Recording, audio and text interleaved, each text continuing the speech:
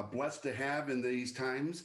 I am your dungeon master for this amazing next 2.5, 3 hours of gaming. I am known as Tabletop Santa, but today I'm DM Rick. We've got an amazing crew here to play in the Epic Encounters Swamp of the Hydra event, where Steamforged was so kind to send us this so that I could kill everybody from Steamforged. I'm just kidding. That's not going to possibly happen. It is an amazing event, but I would like to go around and if everybody could go ahead and introduce themselves, who they are, where they work, and what they do, and who you are playing. That would be awesome. We'll start with, there's a gentleman that I think a bunch of us will recognize, Mr. Luke. Hey, good morning, everyone. Luke Gygax here, founder of GaryCon. It's a pleasure here to be with our title sponsors from Steamforged Games, and I'm really excited to play Swamp the Hydra. I have reviewed a little bit of the material, but I will try not to use that to my advantage too much, although I think it will be a challenge regardless. I'll be playing Malicus, a tiefling warlock today, and I am 3rd level and ready to go against this Hydra. No problem. What could go wrong? Elisa. Hi, everyone. I'm Elisa Teague. I am a game designer and author and puzzle designer, but I am also the senior producer of role-playing games over at Renegade Game Studios. And today I am playing Nisha, the very tall, unlike me, Furbolg Druid. And I am also 3rd level and not ready to face a Hydra. We'll see what happens. And the next 3 individuals are all from Steamforged. They already have an advantage in knowing the material. So Charlotte. Hi, I'm Charlotte. I'm the PR and events manager at Steamforged. I'm going to be playing a half-elf ranger called Falconhoof, and I'm quite ready to sink some arrows into this Hydra. Nice. And Russ. Hi, I'm Russ. I'm the lead sculptor at Steamforged, and I'll be playing Gildrick Spear, the Dragonborn Paladin. Nice. And finally, we have the writer of the entire series, I believe, of Epic Encounters, to include Swamp of the Hydra, Richard August. Richard, please tell us a little bit more about yourself that I didn't already give everybody. I'm Richard August. I'm the lead RPG developer at Steamforged. Today I'm playing Asher Banapal, a mountain dwarf cleric, and having written this adventure, I know just how much trouble we're in. Well, you also created all these pre-generated characters, so if everybody dies, wink, wink, I hope that it doesn't happen, it's on you, bro. Zero pressure. All right. We'd also like to thank Idle Champions, one of the other sponsors, and there is a plethora of sponsors that are a part of the GaryCon experience that you can find on GaryCon.com. The list of all of them. I want to say there's like 15 or 20 that I saw. Yeah, absolutely. Because GaryCon typically is a physical convention, right, where we all get to go there and participate in the little tiny town of Lake Geneva, which was the birthplace of Dungeons and Dragons and TSR hobbies and where I grew up. And of course, being virtual makes it a little bit easier for our friends from the United Kingdom and elsewhere to participate. So we're global this year, which is awfully nice. But a lot of those companies are sponsors who come to our vendor hall. A lot of our sponsors are our vendor sponsors. So we wanted to give them a platform since we don't have people walking the exhibit halls. We wanted to give them a platform in our Discord area where they could still engage with our attendees. We could support their businesses, discover great new games. And of course, when we are able to gather again, hopefully this fall, we can gather together again safely, and then there'll be lots of companies in all the exhibit halls and all the conventions across the world. So we'll have lots of cool stuff to choose from.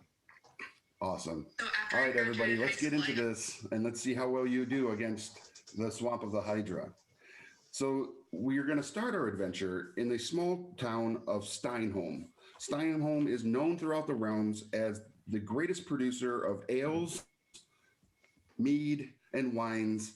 However, they have had some trouble getting their goods across to the to the west, to the seaports to get them out into the world, because the swamp that normally had to be traversed through has gotten a little infested, and they put a call out to adventurers. The Merchants Guild needs adventurers. Please come to Steinholm and help rid us of this threat. And you've heard rumors that many adventuring companies have gone, but you've also heard rumor that they've also passed in the swamp. They just can't get it done. But you as monster hunters feel it is your there in the village of Steinholm. So the town is very small as far as like population wise goes. It's not overly like fully commerced. It's basically just, we make these amazing libations to be sent to the realms. And like I said, you find yourself there in the town square where there's a couple other bands of adventurers or adventuring types, and they all seem to be in a line waiting to talk to this gentleman who has a field desk set up, and they're like signing in, if you will. One of the banded adventurers looks like a bunch of spear dwarves. They're very, very short. All of them have very wicked spears. There's about 6 of them, and they're up there and they're grumbling about, how dare they think that they're the best mead or ale producers. All sorts of rumors of how great dwarven ale is, right? And the other adventuring parties kind of stand off to the side. It looks like they've already signed up. They're kind of young. There's a blonde-haired gentleman who has like a bow, but it doesn't have a string. There's a younger boy who has a big wooden club and this spiky horned helmet. Girl with a bow staff. Another girl with like a purple hood, cape, and a gentleman with a shield but no weapon. Very strange. And then some gentleman with like a green robes, probably a wizard, wearing some sort of glasses, and they're just kind of huddled around, getting ready to go into the swamp themselves. After a few minutes, you find yourselves at the table, and the gentleman at the table does not look up, and he goes, state your party. And he's looking over some paperwork. Anyone? I am named Malachus, and I have with me my rather large friend Nisha, Falconhoof, Gil, also another big fellow, and Asher Banapal. Not quite as big of a fellow, but very nasty, very mean. Don't cross him. Is there any ale around? Oh, you must be jesting. There's ale there. Don't go to the one to the right of that. The tavern there that serves bad ale.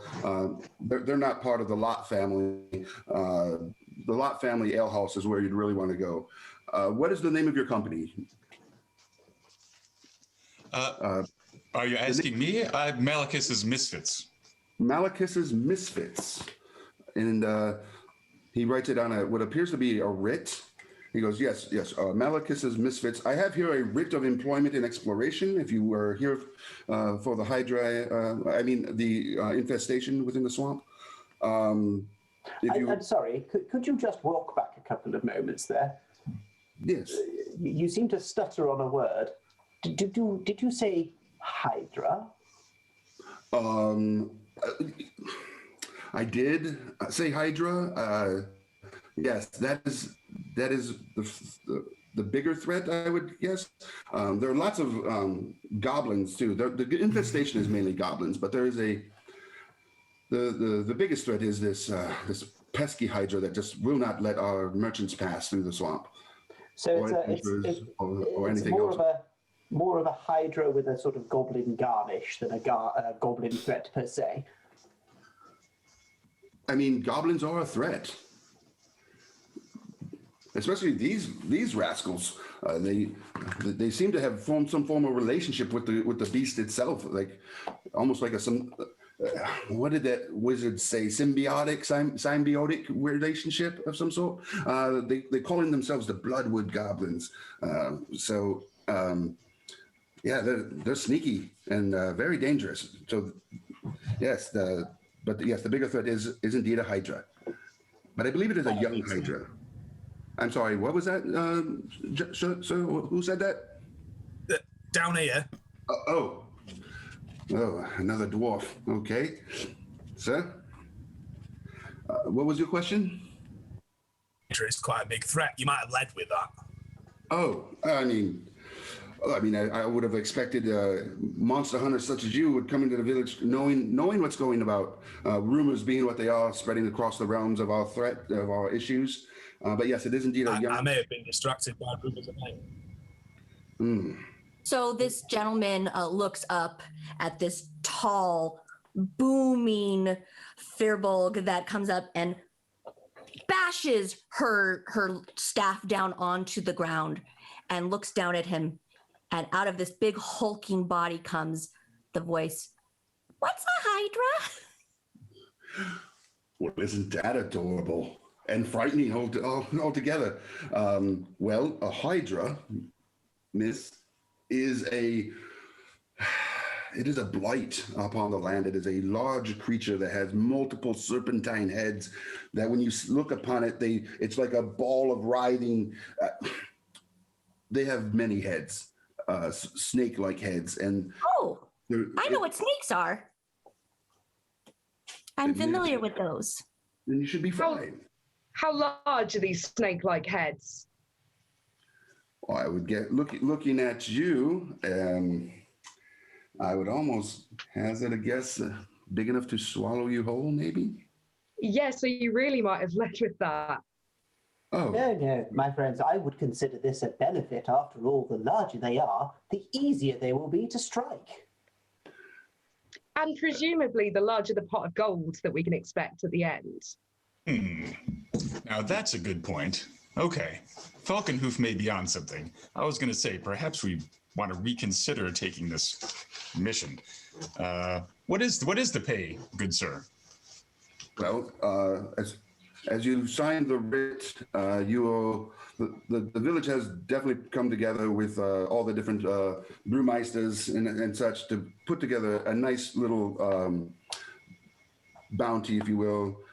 Looking at you all, I would say we gathered about 1,000 gold pieces, actually. I mean, we're not wealthy.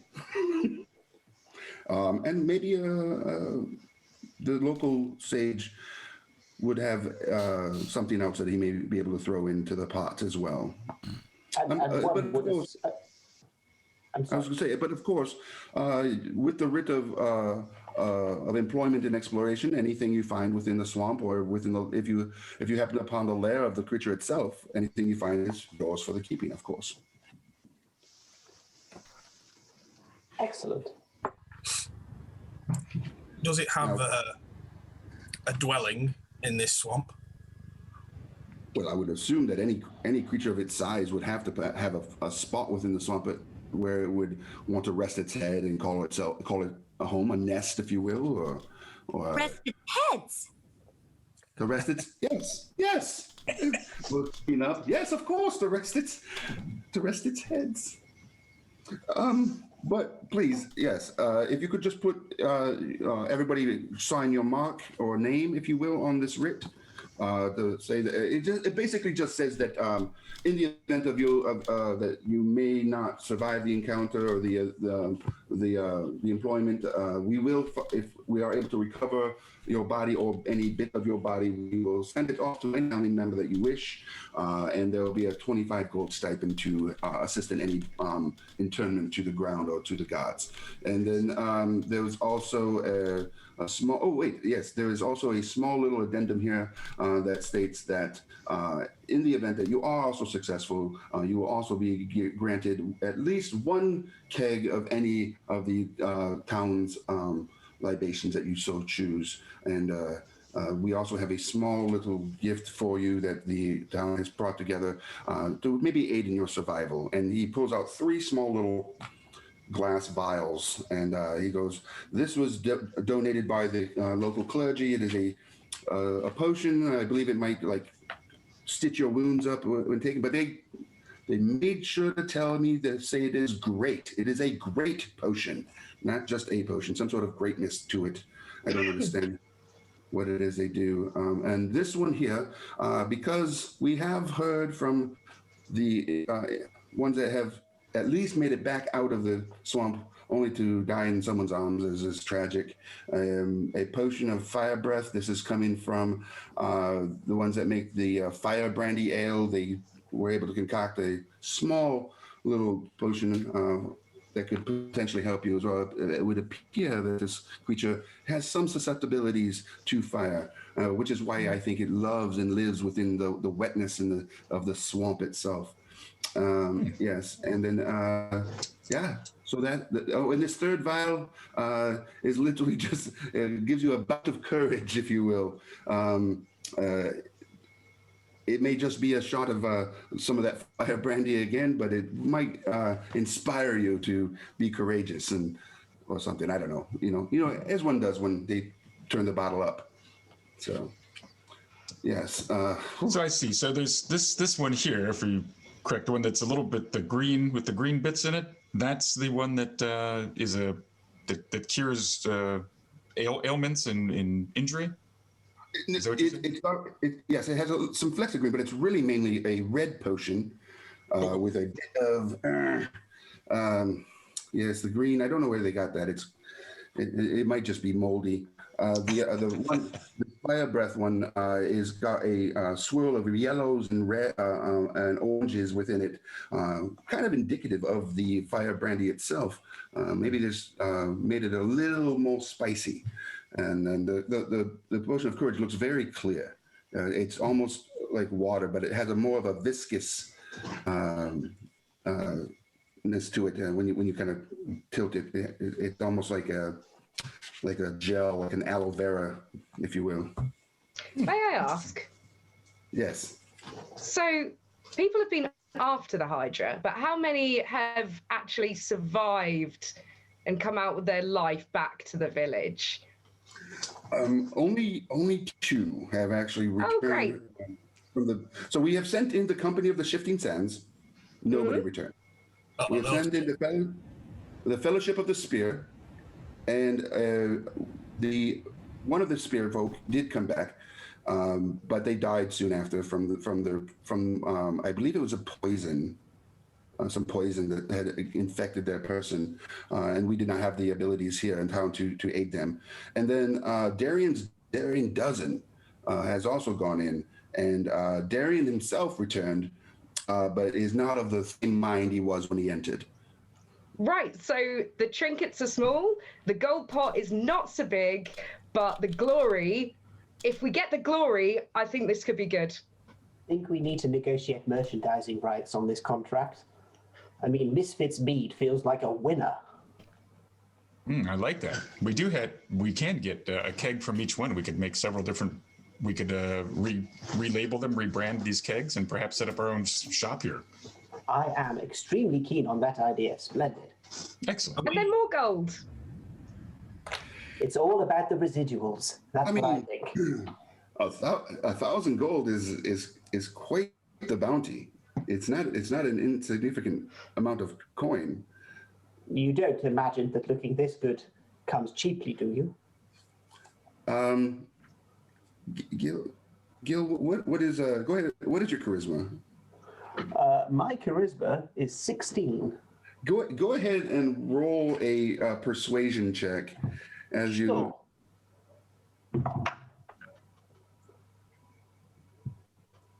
That would be an 8. Right. Again, he doesn't even see you really. He hears a voice as he's kind of like looking about. He hears a voice and maybe sees your shoulder, but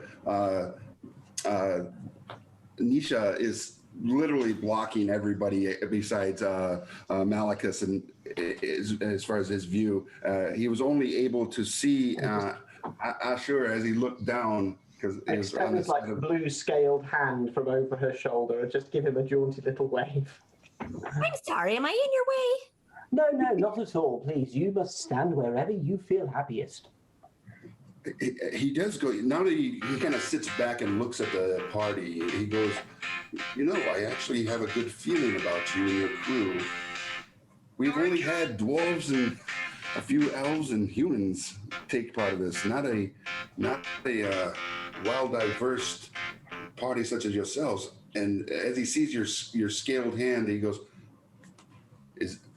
"Are you a dragon?" What, sir? What are you? I'm a You're a dragonborn.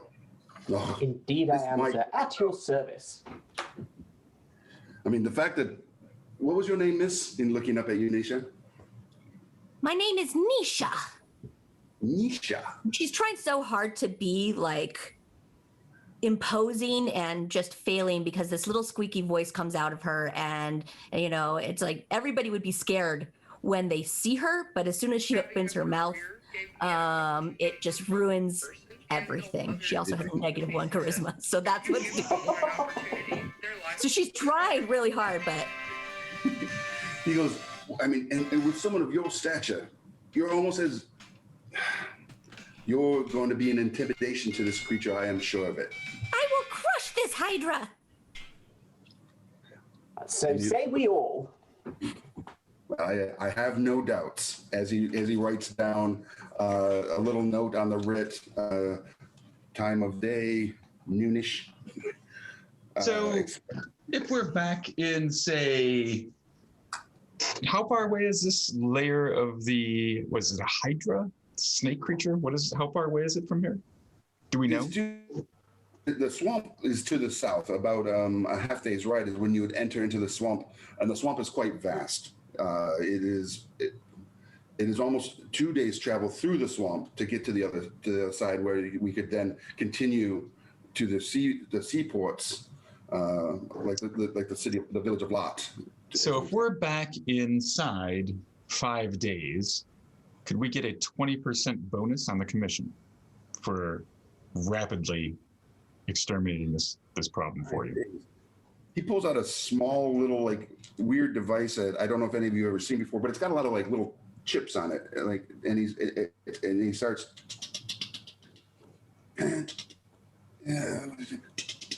He goes, well, if in the event that you come back before them, and he points at the other two small little bands that have signed up. Amateurs. There's no concern. And I think we could do 20% on that. All right. Excellent. Okay, I'm all for it then. 1,200 gold pieces. I think we can do this. On the writ as well. Excellent. So things you mentioned is this thing doesn't like fire. It apparently has poison, and perhaps there's something in the area that causes insanity or infirmity. Is that an accurate summation? I'm sorry. He looks up from the writ. It's crazy out there. It's just crazy. I see. All right. Well, these bloodwood goblins, no problem. We'll have those served to up right away here. A few heads on some steaks, etc., etc. All right. Who wants the potion that has the curative powers? Who wants to hold on to that? I don't want to be anywhere near the front where this Hydra is. It will muss up my robes. Is that more something for Gil or Nisha? Is this too small for you? She would probably take it. I mean, I think that maybe we should give it to somebody who cannot heal at all. I do have a little bit of ability to help. So I can dragging that around. Inner power. Oh, I see. So perhaps Falconhoof would be best served if you're going to. Okay, Falcon. Let's give that. Let's give that to Falconhoof then. Thank you. The fire breath. Who's going to be up close fighting and who doesn't have any ability to make fire? Well, I have a certain experience with weaponized expectoration, shall we say. So I would be more than happy to consider it. All right, Gil. Makes sense to me. And then this one, I don't know what it does. It maybe combats fear, or perhaps makes you more bold or strong and able to engage in daring do. That doesn't sound like anything I'm interested in personally. That seems like it would belong more in the realm of either Falconhoof or Gil. Or Nisha, do you like to? I mean, you are rather large. I suppose I've seen you engage in a few combats, but certainly not me. So I could take a little liquid courage. Okay, all right. I think that makes sense. And it occurs to me, whilst we're about our business within the town, one assumes we have a moment to consider stocking up on some supplies. If the creature is vulnerable to fire and we have means of igniting a fire, should we consider some flammables, some of the higher proof spirits that would be available in such a town, or maybe even pitch or lamp oil? That's a great idea. I think stocking up on strong spirits is a good idea regardless. Well, I doubt I will see too many concerns on that score. Ashabanapal? Strong alcohol? Thumbs up, I assume? I mean, I object to being stereotyped, but yes, I think a couple of flasks of high-proof whiskey or something of that sort should be obtained for both fortifying ourselves for the fight and its potential combat implementation. Excellent. I will scan the square to see if there's a local purveyor of strong spirits.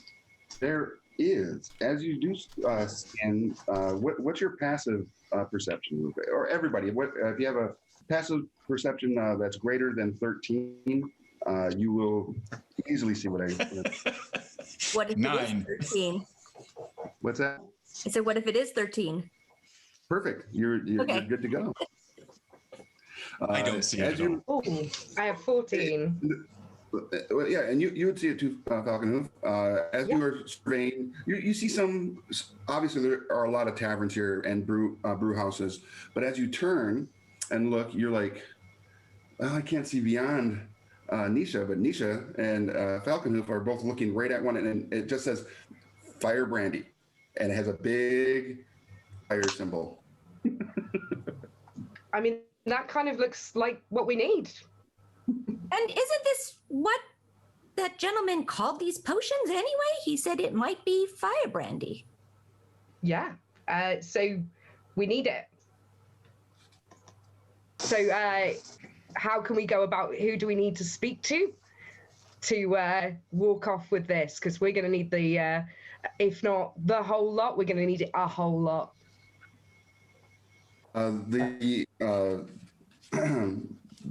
The gentleman that you've been talking to goes, you're going to need to go over and talk to Brewmeister Lot. That is Brewmeister Lot's establishment.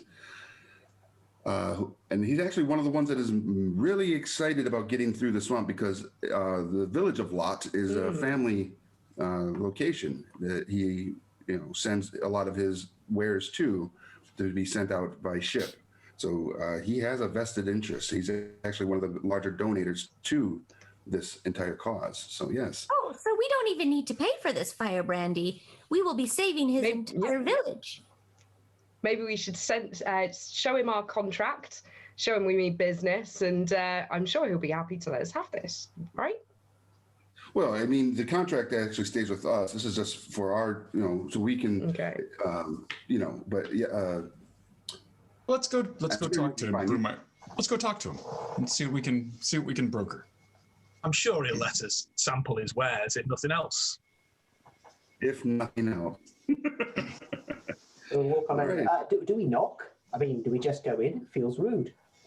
Hello? Hello? I say, sir. Inside, you hear someone say, you hear a bunch of glasses clank, and you hear what would sound like some sort of steam being released from a valve, perhaps. And you hear, wait a second.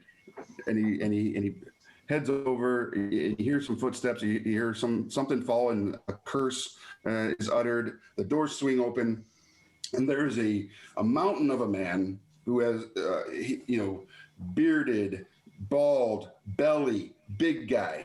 And he's like, what do you want here? I'm busy. We don't open for another 2 hours. It's not even happy hour. I give him my most winning smile, which is like 108, razor sharp knife-like teeth. Good day to you, sir.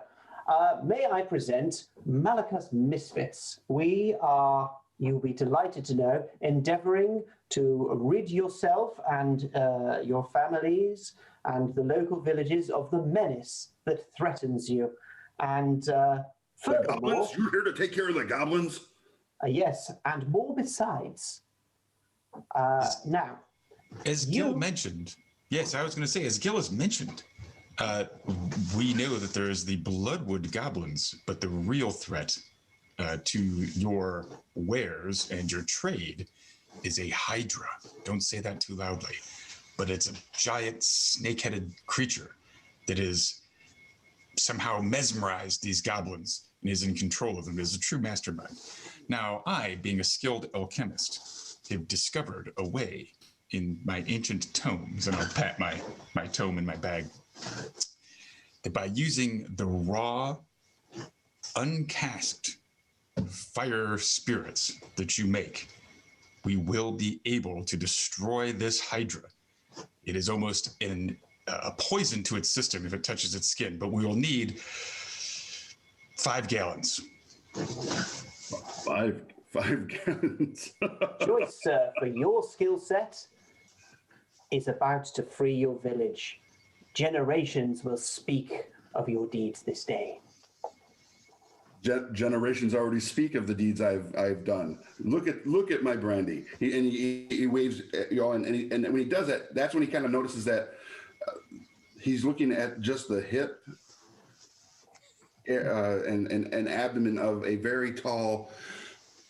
You may have to duck. And flourishes y'all in. Come inside. All right. Does he seem to have any accoutrements of faith on him?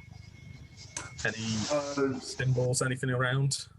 No, he does have. So he has like a sweat stained like leather shirt that is all. But around his neck he does have a necklace, but it is just a barrel, a small barrel, that is the adornment to it, which you would recognize if you roll a history check, perhaps, or a religion. When we're going into this room, is it like the shop? Is it like a tasting room? It is actually more like a warehouse that has think almost steampunk, big brass and copper pots with fires underneath them and tubing leading back to a bunch of small little. There is a bar and there are some seats, but it's really, this is his workshop. But how tall are the ceilings in here? Oh, they're like 15, 20 feet tall. And it's just like, no like actual full ceiling except the roof itself. So perhaps I could show you an idea I have about your fire brandy. He looks up at you as, you sound very young to me. Oh, I am not young at all. But please, yes, I am always looking for new May I ways. have a small swig?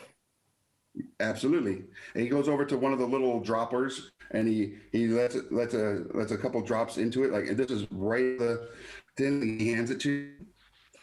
So I'm going to try something here. We'll see if it works. Mostly because I want to practice before I would actually try this. I will. There's a lot of space around me, right? Oh, absolutely. Yeah. Okay. Yeah. I will produce flame in the palm of my hand. Take a swig, a mouthful of this fire brandy, and I don't know what stat I would roll for this if I was the DM, but you can decide. I am going to blow as hard as I can, and. Okay. All right, go ahead and actually roll a performance. Oh, performance? That's my worst thing. It's charisma stat based. You have a great charisma, right? Right. My dexterity's not that much better, and I was thinking maybe he would let me do like some sort of ranged kind of thing. Here, okay. Performance. Here we go. 14. 14. Absolutely. You do it. You've never tasted this brandy, and it's almost like for any out there that has drinks alcohol, it would taste a little bit like tequila and have Tabasco sauce, and it's really spicy. And Is you this do a that. drink made for Elisa? Because this sounds like a drink made for Elisa, not Nisha. I will take it. And you blow the liquid out into your produced flame, and it goes about 10 feet out, and you and works beautifully. And he kind of his eyebrows I learned it in the circus where I was raised. He goes, his eyebrows raised, and he goes, "That's brilliant. I had not thought of. I need to get some performers in here." We need to have 5 gallons of this so we can do this to the Hydra. You are all performers? No, we're not going to entertain the Hydra. Let's just clear up a small misunderstanding there. Well, but yes, absolutely. But it's going to be about. I've only got 4 gallons made, and we're about. If you can hold just a little bit longer, a fifth will be. You do realize this is today's take. You are taking with you. I will. And when you do, and when we come back and have defeated the Hydra, then your business will be 10 times greater, and it'll be well worth the investment as people line up to drink your famous fire brandy. Okay. I absolutely will give you what you asked for, but I would also ask in return.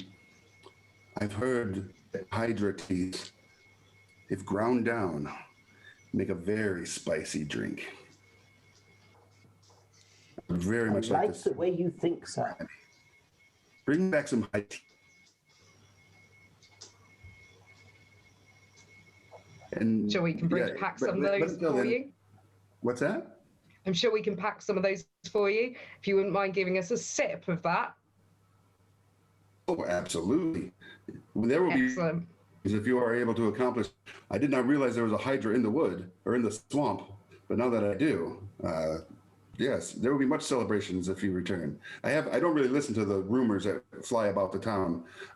They asked me a while back to make a very high-strained version of my brandy for adventurers for the goblins, but I guess maybe that's why they needed this for this Hydra. If fire is a bane to it, so absolutely. And he laughs very, almost that Santa Claus laugh. He's like, "This is going to be amazing." And he starts handing you these tons. Gil, what did you get on your religion check, by the way? I did make a religion check. Sorry, Ashabanapal did. Okay, sorry. I got a 5, so You got a 5. as far as I'm concerned, it's just a barrel. He just likes barrels. Maybe it's one of those chocolates with like some spirits inside. Yes, absolutely. Very cool. You so after it's only about 30 minutes, and he caps off the last ton, and they're those small little, like, I don't want to call them pony kegs, but they're like pony kegs, about a gallon size little barrel that is transportable. At least he goes, Dragonborn, you can probably carry 2, and Happy to, sir. And Nisha, I'm sure you can carry as many of these as you need. I sure can. I am very strong. Of course you are. She's really trying to be intimidating. And everyone's just like, she's adorable. I could step on you. Actually, not you, but anyone else. Anyway. That's right. Well, thank you, good sir. We shall be back with those Hydra teeth for you in, say, inside a week. Oh, that's good time. Yes. And if we bring back more than just 2 of these Hydra teeth, is there a small stipend that you could return to us? I love playing with Luke. I mean, perhaps just a small bit of the interest of what you sell on this. Perhaps say, a tithing as one would do to the church. Are you asking to buy in to my business based on your performance in this quest? Oh, just on the Hydra teeth, just only on the Hydra teeth portion of the spirits. I see. Yes, I think that we could make some sort of arrangement where you and your companions, or your party, if you will get a what do they call those? It's like the film at the bottom of my barrels, residual, some sort of residual that on every sale of the Hydra's ale, you will get a portion of said sale. Yeah, I think we can make that happen. Excellent. I'll have the contract written up upon your return. Excellent. Okay, I think we're well prepared then. Misfits, anything further, or shall we begin? I think we should consider our next move. Yes, let us press on. Unless you can wring us more money from standing around in debt. I think it's ready to go. Well, at least. Yes, I represent Malicus's Misfits, so I just want to arrange several, for our talent, their time. It takes a lot to do these sorts of things, so I'm always looking out for the party, guys. They don't call you Malicus the Mercenary for nothing. All right. Who is best to lead us into the swamp and perhaps find the lair of this Hydra? Although I am very talented and charming, being able to track through the wilderness is not one of my skill sets. So is that more in Falconhoof's arena or Nisha? That does seem to be in my wheelhouse. Oh, lead us. Right. So I have Wanderer as a skill, so that might come in handy, and Nature as well. So I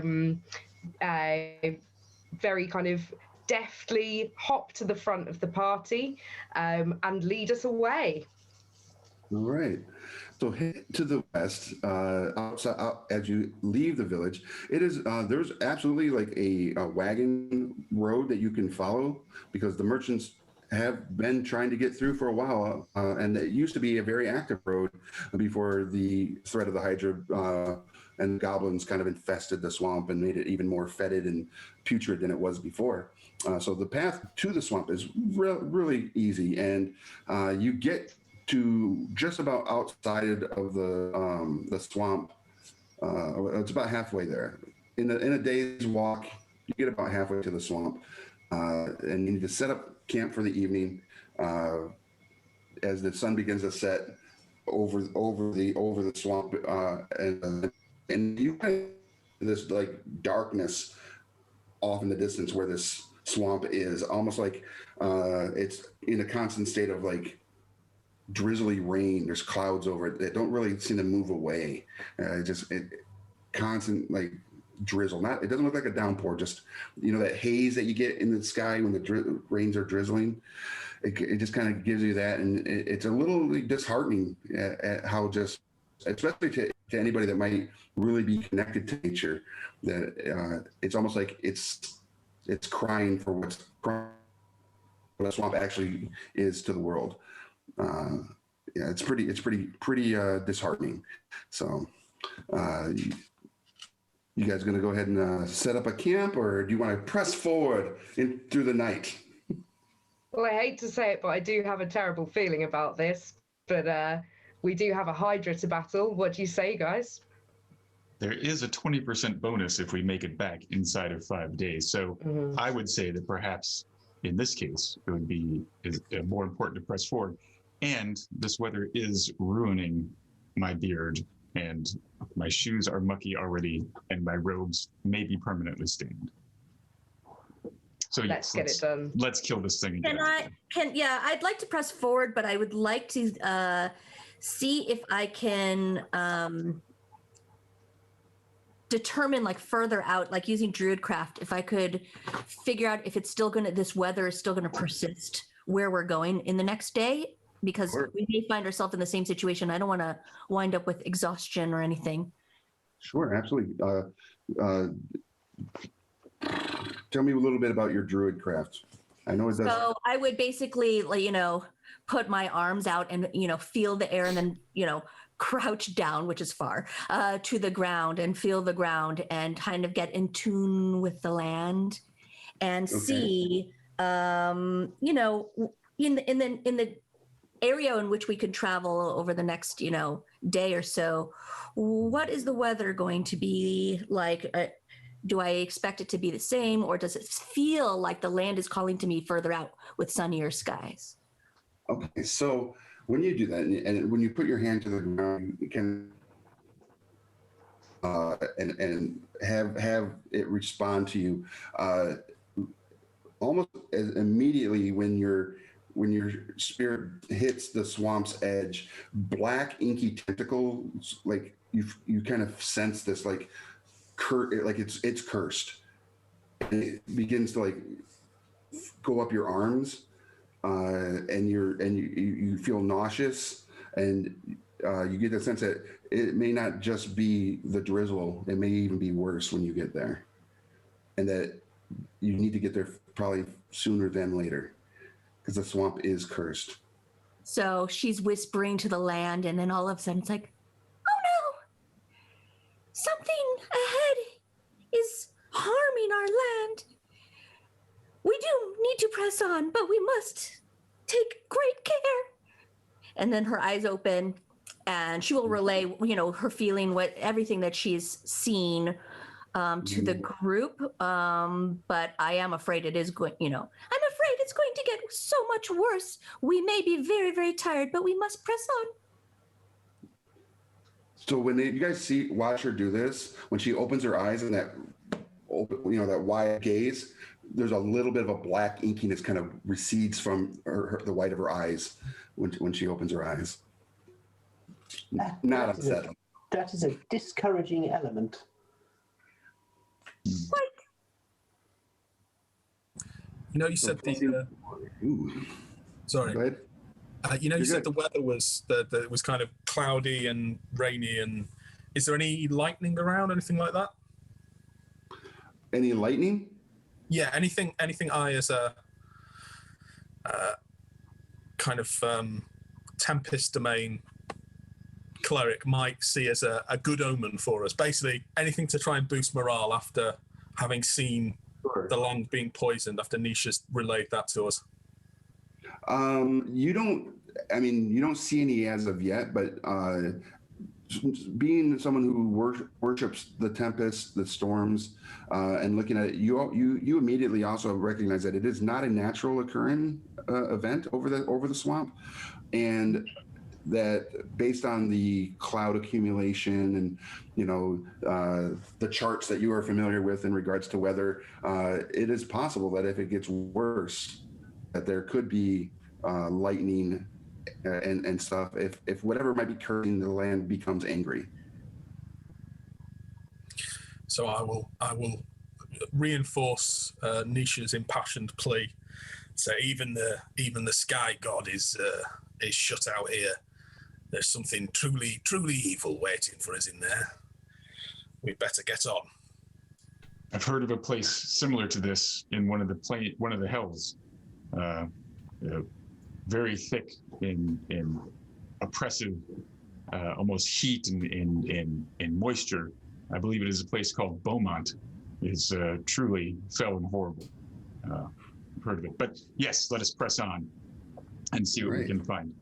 Nisha, please, or correction, Falconhoof, please lead the way. Absolutely. So while you're with me, although it might be treacherous, you're not going to get lost unless somebody has a little bit of magic against us. So press on and let's get this Hydra killed. We can do it. I assure you. I have complete faith in you. Onward. As you continue move into the night, following the, again, very easy tracks of previous wagon trains and merchant lanes, the sky begins getting darker. You can almost feel the moisture from the swamp as you get closer before even entering into it. The rains begin to actually come down a little bit harder. It's not so much the that drizzle that you were expecting to enter into, but as you get closer, the rains get a little harder. The ground gets a little more like sloshy and sloppy. Movement is a little more difficult. As the become unstable, and it's just a very, it's just very like disheartening again. It's like, is this going to be the whole time? And when you break into the swamp area itself, daylight, or what you would hope to have been daylight, should be rising in the east, but it is just a gray, drizzling haze as you actually enter into the swamp. And when you enter into the swamp, your senses are assaulted, not just by the moisture and the rain and everything, but the scent itself of the swamp is not, a swamp has a certain smell, and it can give you a normal scent of some decay, but there's also the scent of life, right? There's blooming new life always in a swamp, right? Because of all the vegetation. It's very thick in vegetation, and you can see that there's just, watery areas, but where they had built up the road, it is actually becoming muddy and becoming a part of the swamp again, because of disuse and inability to get through it. And as you were taking in all of this, the putrid, fetid smells of decay, you hear off in the distance yelling and screaming, and a very loud roar, and then Does the silence. yelling sound like human? And when I say human, I mean all humanoid races, basically. Does it sound human? Like, do we recognize the language? You recognize it's actually Dwarven. So if anybody speaks Dwarven, you would recognize it as a curse to basically a curse to whatever that it is engaged with from one of the Dwarven gods. And then a very loud yell, the roar, silence. Well, that was a curse, and it's used in one of two occasions. One, if somebody spilled your beer, and two, if you're being torn limb from limb by a giant monster.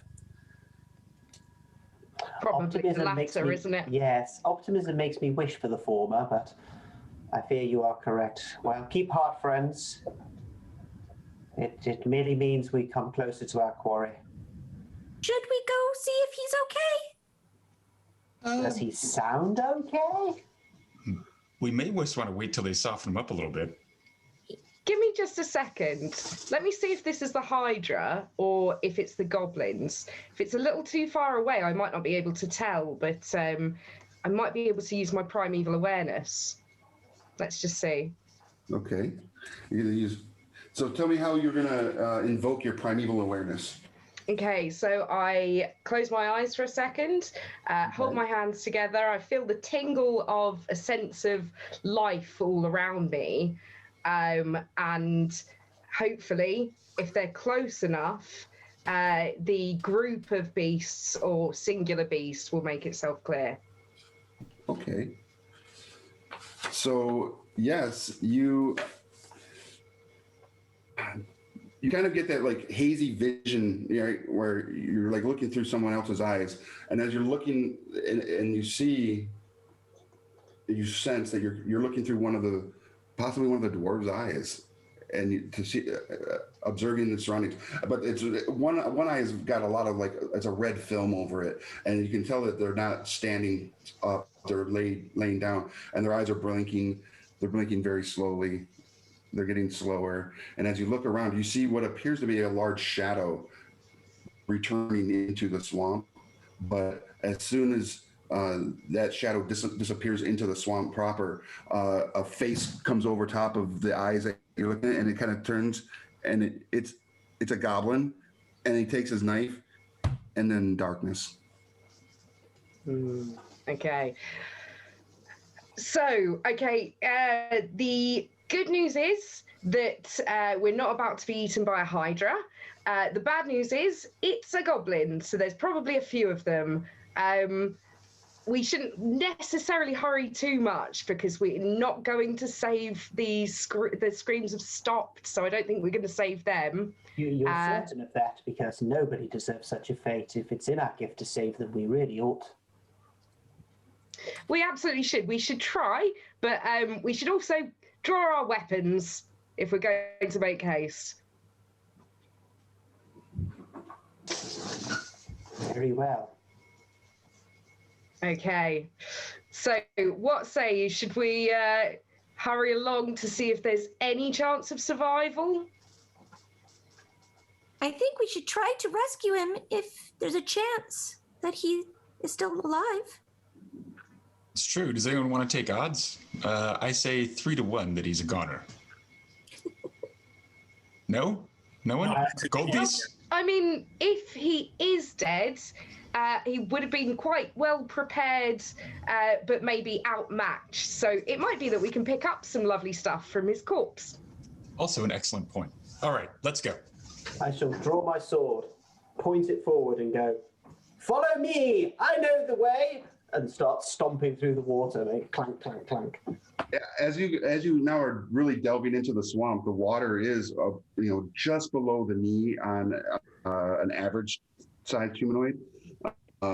So as far as like a dwarf is concerned, it's probably mid-thigh, almost to the waist. So you're like whoosh, whoosh. And then of course for Nisha is just like your feet are getting wet, Nisha. But it's into the muck and the sod of the mud, and it's like. Are there any sort of tree boles or collections of fallen logs that create any more stable ground that we can sort of move between? You can. There looks to be like there might be some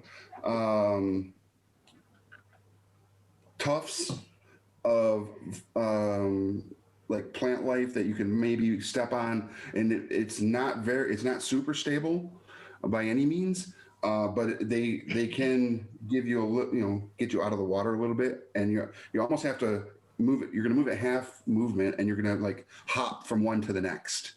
Nisha, that won't work for you at all. If you step on it, you're just back to the muck. I don't mind the muck.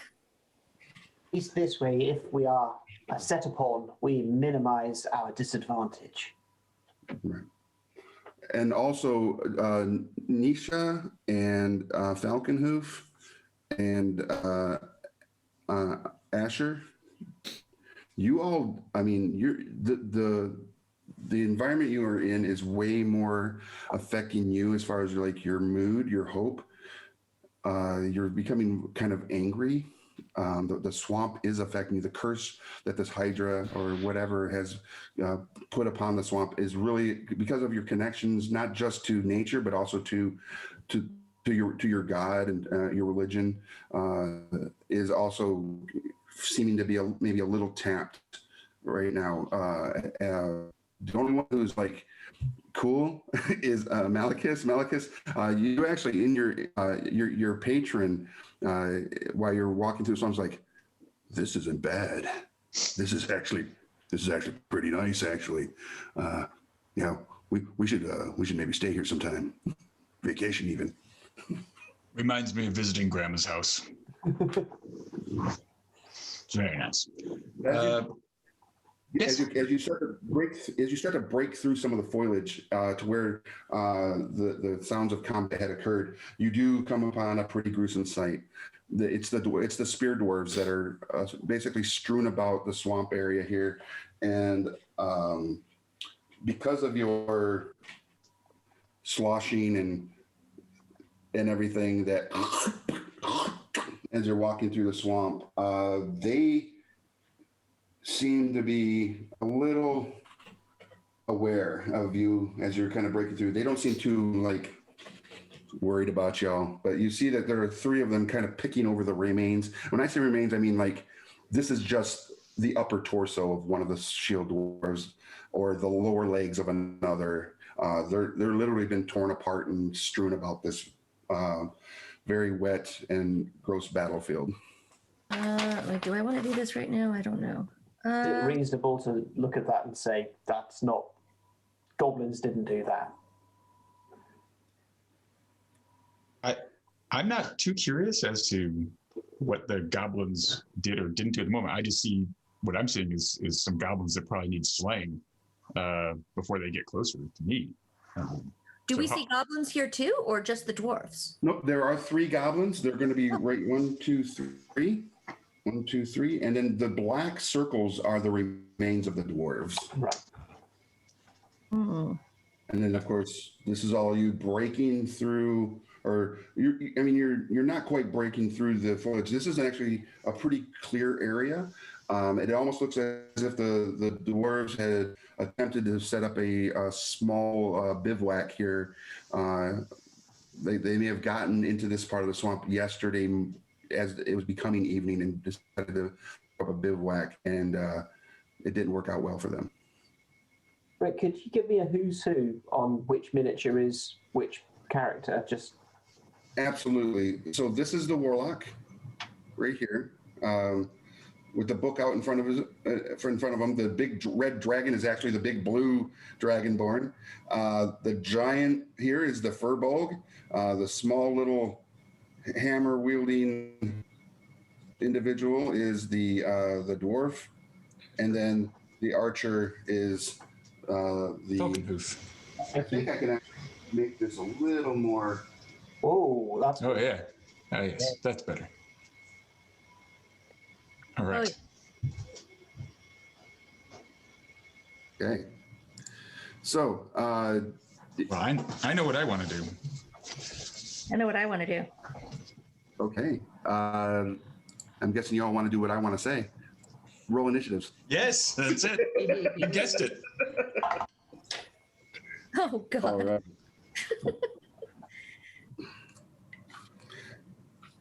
Malachus, what'd you get? 12.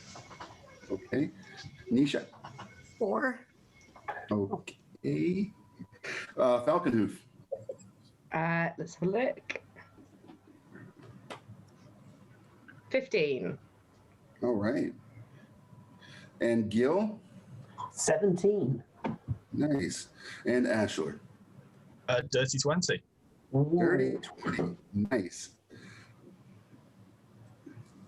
So, Dirty 20, Ash, you feel that blood rage coming up as you see these goblins picking over the remains of your brethren before you. And it inspires you to be rapid to the advance. So, what are you going to do?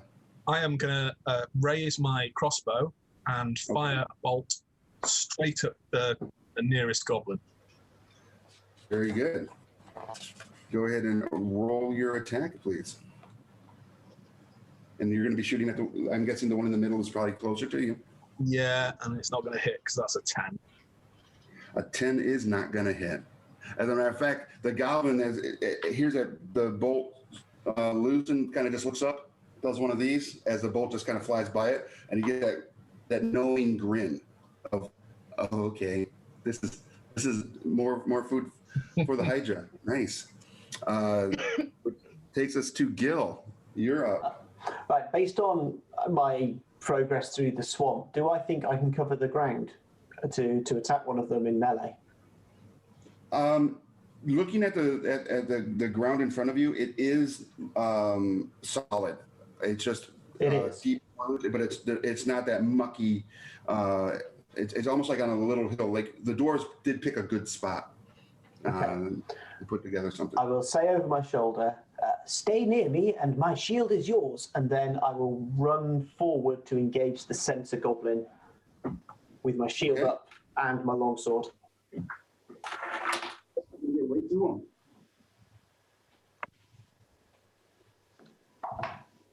That would be 20 to hit. A 20 to hit. Good job. You hit him. Okay. And so the blade bites deep for 9 points of slashing damage into him. Awesome. You walk up there. You spread your shield wide, and you bring your blade to bear upon the goblin, and that grin dissipates cleanly as you remove its heads from its shoulders, and it falls to the ground. The other two goblins, upon seeing this, let out a really weird, like almost like squirrel chittering. Their teeth are like right, and yeah, just weird chittering sound. Any goblin interaction you all may have had in the past, you've never had an interaction like this. Which takes us to Falcon Hoof. All right. Okay. Longbow is what I'm going to be getting out. And okay, so the closest one to just ahead of me is going to be the one that I'm going to aim for. Okay. So let me just You're get going to be shooting at this one right here. Excellent. Okay. Let's just set this up to go. +7.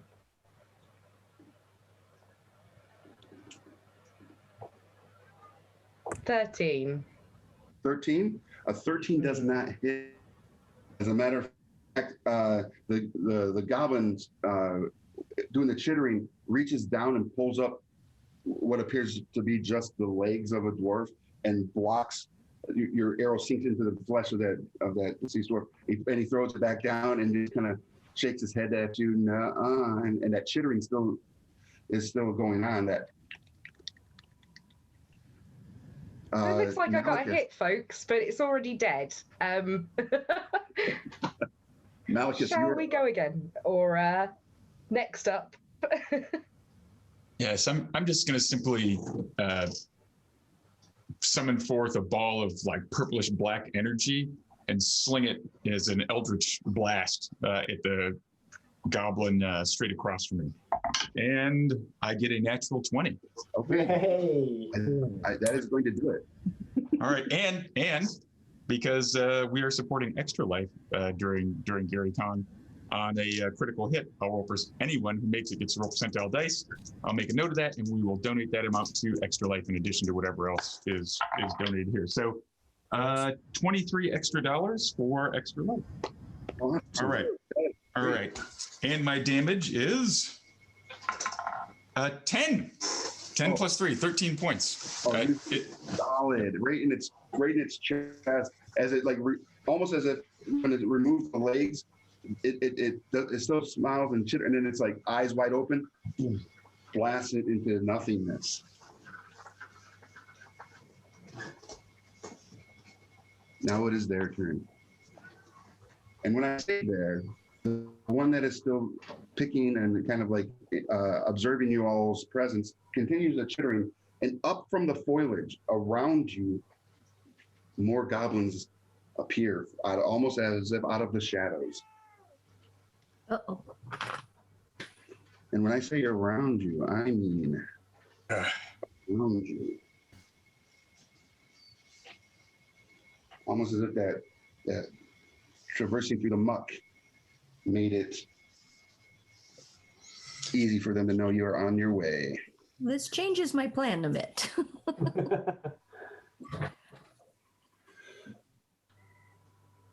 It pops up near you, Nisha, and after it swings a blade at Asher, as it didn't realize that Nisha was a creature and not a tree. The leg was just another tree branch coming out of the swamp.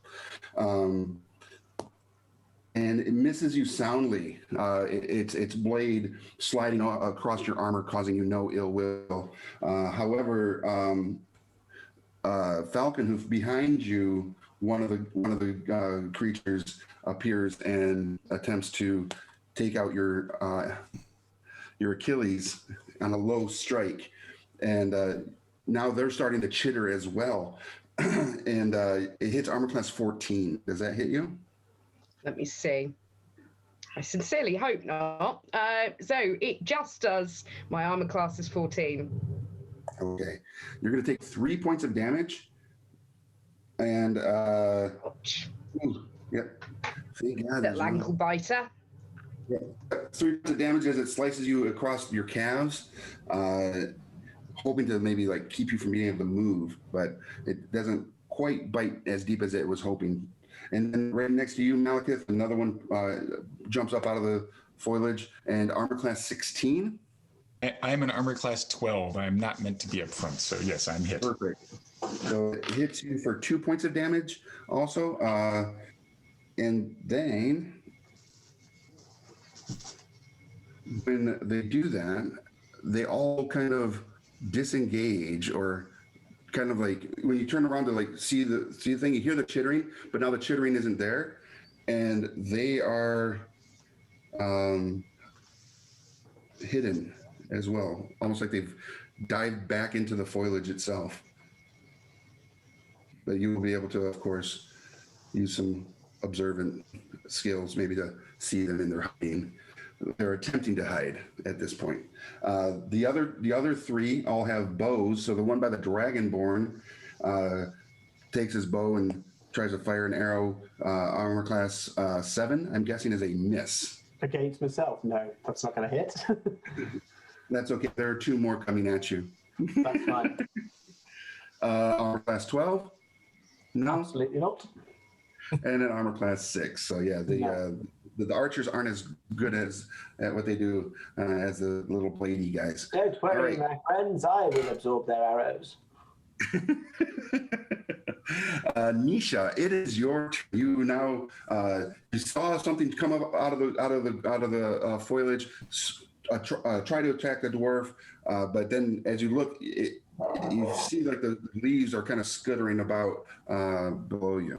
Then there's the one in front of you with the bow. If you would like to roll a perception, you may be able to actually see the one that tried to hide.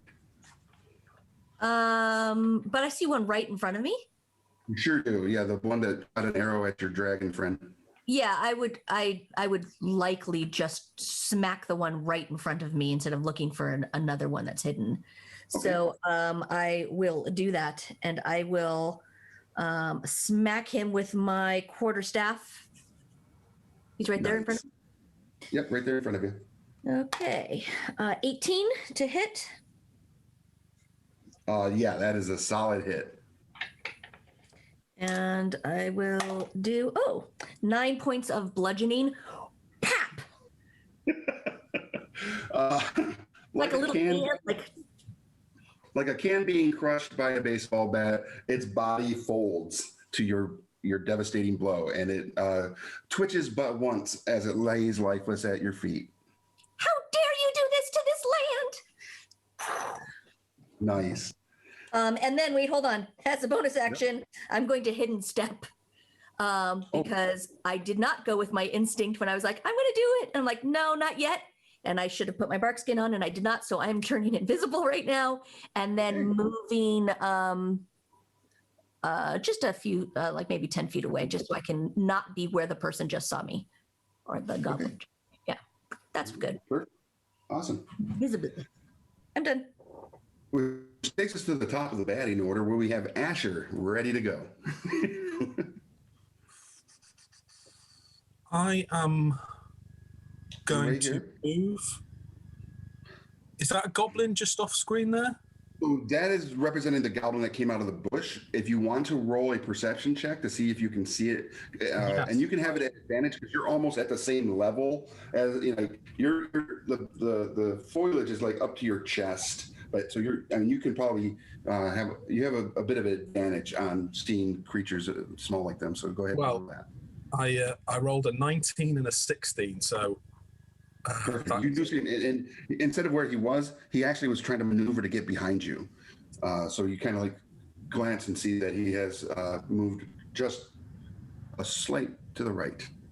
I am going to charge that goblin and hit it with my warhammer. Nice. So let's hope I roll better than last time. No, I don't. That is a total of 9. A total of 9. Trying to do that spin to hit him with your warhammer. He definitely dodges out of the way and is kneeling to come to strike at you. which takes us to Gil. It does. I can split my movement, right? I can move Yeah, a little. absolutely. Yeah. So what I want to do is, the plan is basically, I'm aware that everyone's being attacked, and I know that in our group, Malachus is particularly vulnerable to close combat attacks. So I'm going to sort of swing around, slash the goblin by moving next to him, and then sprint my remaining 25 feet to end up next to Malachus. So sort of to be sort of, yeah. And then So you want to step 5 feet to hit this one? sort of to the immediate left of that square, and then I'm going to swing and hit, and then run back, and I should end up right next to him, so that I can protect him if the goblin strikes. Absolutely. Right, I swing. I get 14 plus 5, so 19 to hit. Yep, you hit him. Okey-doke. And it's a total of 8 points of damage. Again, your blade finds his mark and removes the life force from that goblin. So it's just a sort of pivot on the spot, quick beheading, and then sprint back. A little light beheading. There you go. Yeah, and then I spend the Friday evening. and I stand ready with my shield. Very good. And that takes us to Falconhoof. You are up. Okay, could you just please point out the remaining goblins for me? Absolutely. So there's the one that's right behind you or in that area. You can turn and do a perception check to see if you see it.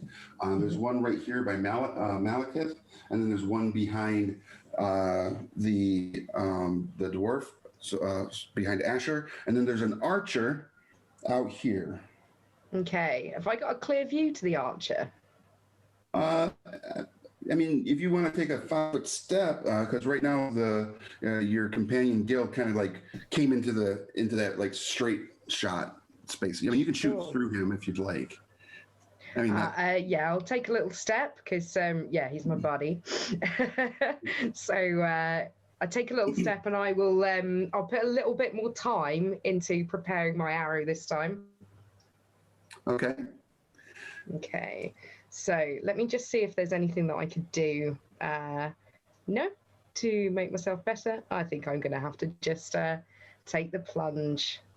Let's just see how I do. 27. Oh, That was a natural 20. Absolutely. in that Natural one. 20, roll percentiles. It was indeed. Roll percentiles. What did you want me to roll? Sorry, Luke? Just this is how many dollars I'm going to give to Extra Life additional for you rolling a crit. Cool. Okay. Right. Would you like to do the honors, actually? Sure. Or will this count towards my go? Yeah, you go for it. Go. Okay, I'll roll it, and I can donate it on your behalf. 91. Excellent roll. Nice. Hey. Well done, Charlotte. All right. Fantastic. So we're at $114. Fantastic. All right. Okay, so let me just do my damage. I take it I hit. Just going to go ahead and assume. So 1d8 plus 3 piercing. And then roll a d8 again. So roll 2d8 Yes. plus 3.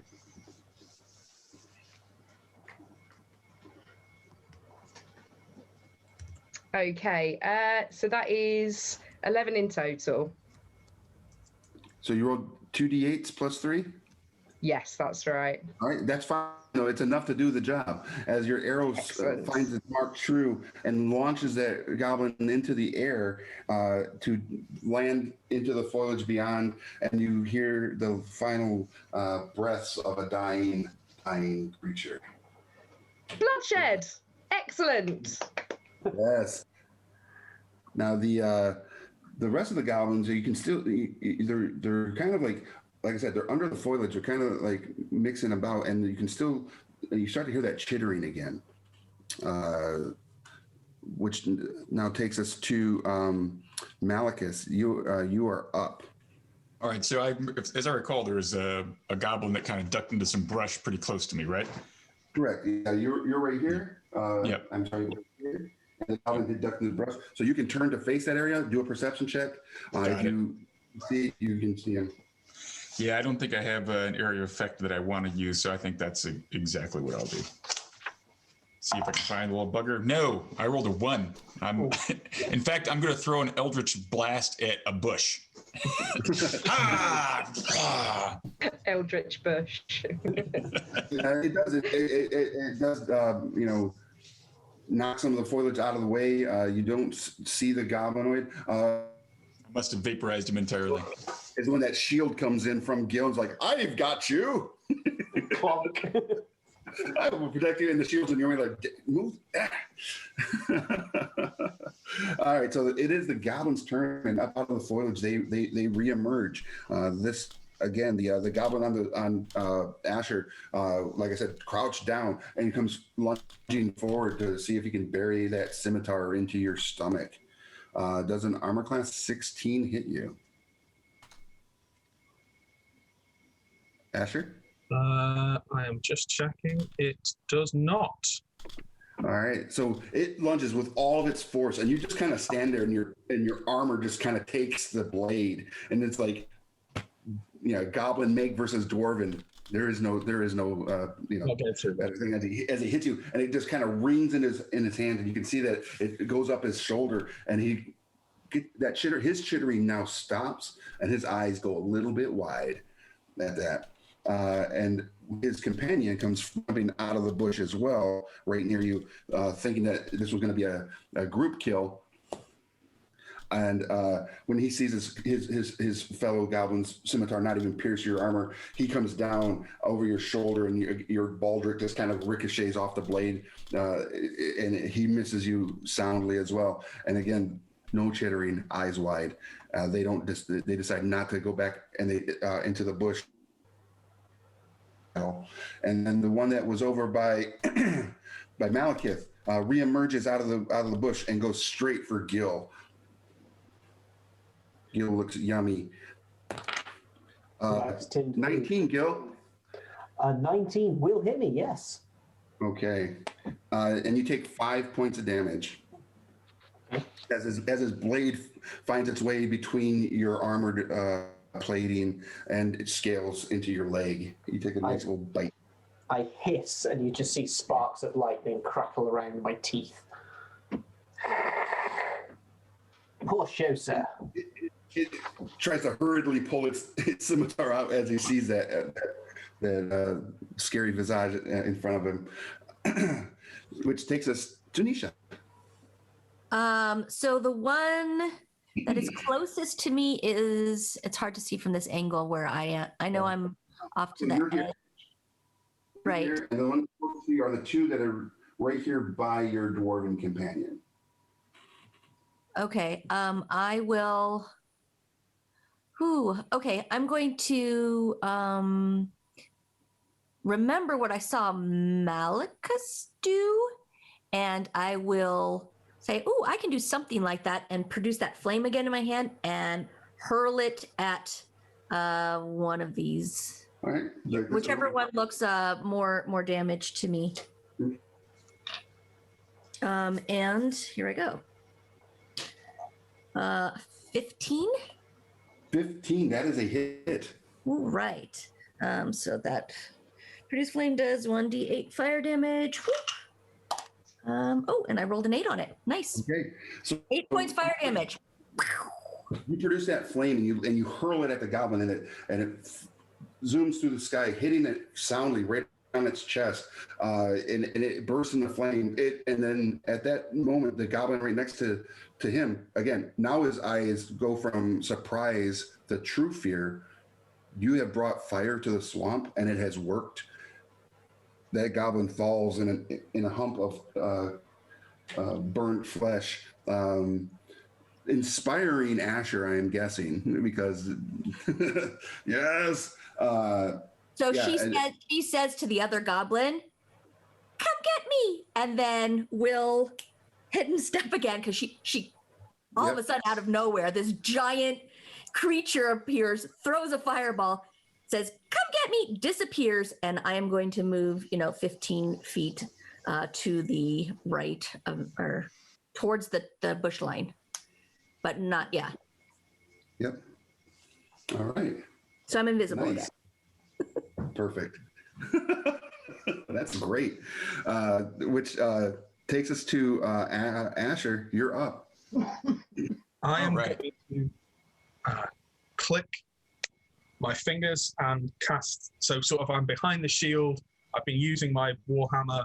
It's fired its arrow up. It's attempted to hit me, and I've kind of, ridden the damage. And I'm just gonna almost like drop the Warhammer onto its loop on the hook around my belt, and clip my fingers and cast Thaumaturgy on the goblin. So Okay. get make a dex save. If I, yes, I will. It does not make that. That is 1d8 damage. So that is 6 points of damage. Of radiant 6 points of damage. Okay. Again, the goblin reacts poorly to the thaumaturgic spell upon him, and also falls back into the bush, twitching and screaming. Chittering has gone, and then as it breathes its final breath. And then I am going to move round to kind of join the melee in the middle. So I'm going to, sort of flank the Gil's opponent. Okay. Yeah, you actually can move into that space. Perfect. There we go. All right. Which will take us to Gil. Okay, I'll step forward to take advantage of that flanking. I look him square in the eye. I inhale, and he can see the energy building in my throat. And then I stab him in the neck with my sword while he's distracted. Nice. And his eyes are like. Do I get advantage because of the flanking? Absolutely. Yeah. Oh, fantastic. There are 3 engaged, and he's flanked out. Excellent. That's 18 then, plus 5 is 23. That's got to hit it.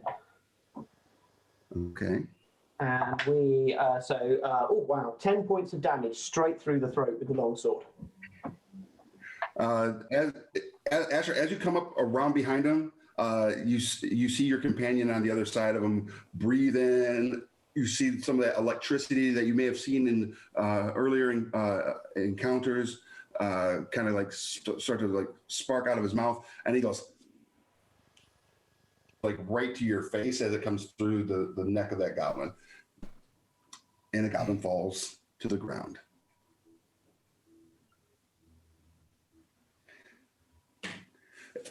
No more initiative. Sorry, old chap. Nice. All right, well, let's look around and investigate here and say, I don't believe these, knowing Asher, I don't think these spear dwarves fell to just a group of goblins. I'm going to kind of look at the ground and kind of walk around carefully and see if I can use investigation to find any signs of larger footprints or broken, whatever, just kind of figure out what happened here, because I'm not buying that these goblins who squished pretty easy were able to tear up these dwarves. Okay. So you're going to do that. Go ahead and roll investigation for me. What's everybody else going to do? I'll work with Asher because he's a cleric and therefore a man of medicine, to see if we can look at the bodies for signs of is there evidence of poison or acid or things that might give us a clue as to the nature of the weapons the creature can bring to bear. Okay. I think there's a lot of mist in there, and it's kind of mixing with the sweat and getting in my eyes, and it's pretty blurry. So yeah, I'm just seeing. I'm thinking these goblins must have some strange weaponry that can slice these dwarves in half. I don't see any. I see nothing unusual. I will admit that the rain has increased a little bit after you've eliminated these goblins, and areas that might have been potential tracks to your eyes are obviously no longer available to you, which isn't to say maybe someone else might see some stuff. As you are investigating the bodies, Gil and Asher, you find that, these were bitten in half. These poor dwarves. They were rend asunder by some sort of large-mouthed creature. You find a couple teeth in the flesh. I What will. kind of teeth? I'm sort of administering the traditional rites of the mountain, closing their eyes and folding their arms, and also making sure that I keep the teeth for Yes, but save the teeth, please. Thank you. benefactor. Just in case. Are there any animals around? Go ahead and roll a nature check to see if you can discern if, because it is relatively quiet in regards to that. That's a 12. I'm rolling terribly today. So yeah, as you kind of like observe the surroundings, again, that sense of dread, and you kind of like that sense of dread is definitely here. But you see over across the way that there is what appears to be a small gray fox. Kind of pokes its head out of the grass, the lower bushes, pokes its head up, looks around, and then poof, goes back into the foliage. Anything else that may stick, even like a bug or a lizard or anything? As a matter of fact, there are some weird worms. Okay. Like going, like it's almost as if there's a trail of them. Where and you recognize these worms as they're not quite like plague worms or anything like that. They're relatively large. They almost look. You just thought it was like vinage, but as you look closer, they're definitely going in a certain direction, and then they go back into the ground, and you see blood in the area where they kind of come up. And then they're kind of like, it's almost like they're searching for where that blood source is, and then they kind of go away. But it's not on this mound where the dwarves set up bivouac. It's more into the wetter, muckier swamp as you kind of look off in the distance. Roll a survival check for me. Oh man, 15. And that's with a +5. As you're looking, you can see that there are like pools that are oddly large and almost as if something stepped and stepped and stepped, and it's bigger than your legs together. Okay. The little rings of pools, and the blood kind of like tracks across the plants. So there are tracks to follow, sort of. You actually recognize some sort of tracks from some sort of creature that is bigger around than you are, and just its legs. Okay, I will crouch down to the worm in front of me and whisper to it, "Hello, mighty creature of the swamp. Can you lead us to whatever did this?" Let's see what it does. As only a worm could respond in this, in its way, is food, follow the food, you the food, more food. And it just kind of keeps wriggling. And you kind of realize that these aren't that small, that if one of your companions were in an area where these might be, it could possibly grab them and pull them into the ground itself. And it's like more food, and it looks at, and it kind of senses you, and it's like, are you food? Follow the food. We are not food, but if you could lead us to what did this, we will follow you and protect you. Do animal handling at disadvantage. Okay, I am my whatever it Or do is, you have friends? my speech of the beast in leaf, so he can understand me. But animal handling with advantage, 19 and a 19. Okay. 19s. That's a waste of 2 great rolls. Excellent. That means they'll be out. So the creature, like I said, is riding, and it just keeps talking about food, and then it's like, it kind of like has a little bit of clarity, because you almost sense like it may have been a little drunk off of any blood it may have taken in. Okay. It kind of sobers up a little bit. And goes, "Yes, I'll take you food to the. Yes, I will take you to the one who makes us the food. Yes, follow." So I will tell Falconhoof. It brings its full form up out of the ground, and it's about I would say about 4 foot long and about maybe 4 inches in diameter. These are big and they're blood red. So I will pass this information on to Falconhoof, who I think could probably navigate us a little bit better, but at least I've introduced them. Very interesting. I would have asked the fox for He disappeared. directions, but I've never thought to ask a worm, but I mean, they're leading us right to it. I'm busy shaking down the dead bodies of the goblins to see if they had any loot on them just while these guys Never were talking to the underestimate worms. the power of small creatures you would normally not pay attention to. That's a good So, tip. This is awesome. As you are finishing up, like, patting down the corpses, finding stuff, there's about 4 spears and 4 javelins that you can salvage if you'd like from the dwarven group. And then the goblins themselves, they all had scimitars and small little like makeshift wooden shields. There's 3 of them that had bows, smaller goblin bows.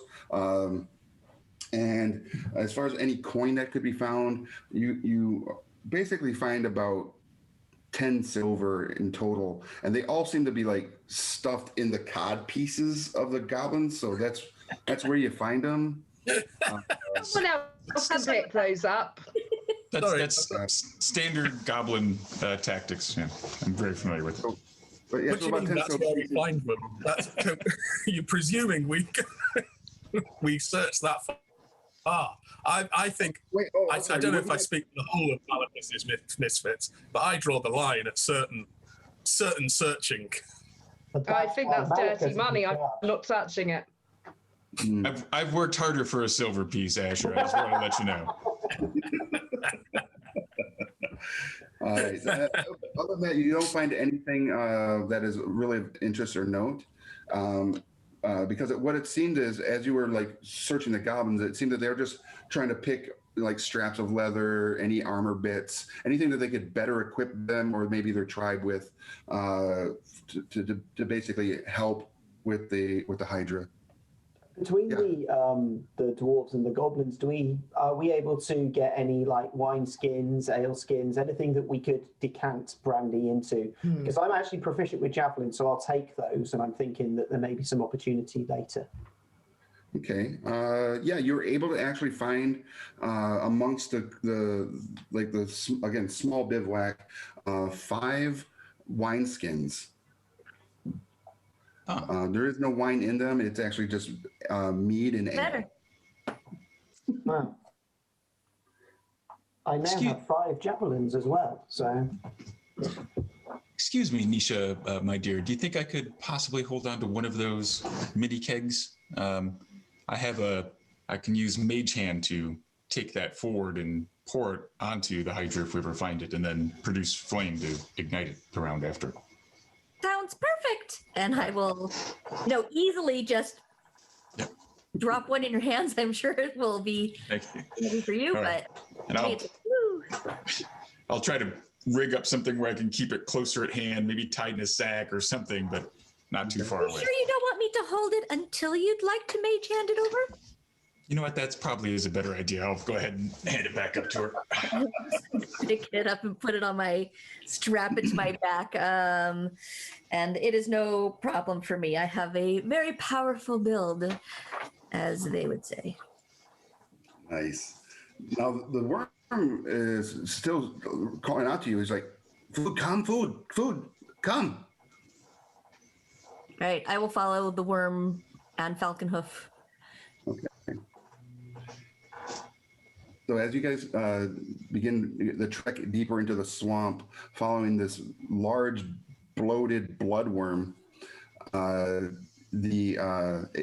you can consistently hear it talk about, wait, and you see it kind of like all around, and like there's to be a little blob, like a glob of potential blood that might have fallen off of like the maw of the goblin or the Hydra as it's journeying through, and it stops for a second, and again you can see its flesh become even more like vibrant and red as it does so.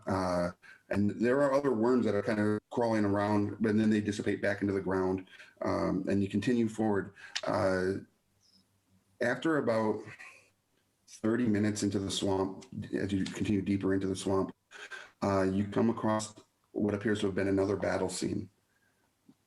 And in this battle scene, again, they did not survive. There are no, it looks like the area has been picked clean of anything that could be usable, but it is bodies that have been rended apart again. And this time it's, you've got the broken helmet of and a broken club are next to what appears to be just a leg.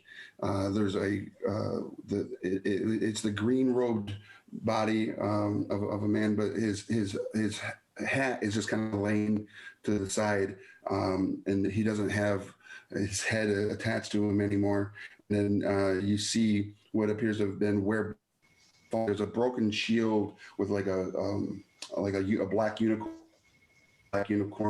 and it's only a small wedge of the shield. The rest of it has been smashed and maybe carried off and salvaged, but the bodies are just laid about, and the worm kind of stops for a second and then continues going deeper into the swamp.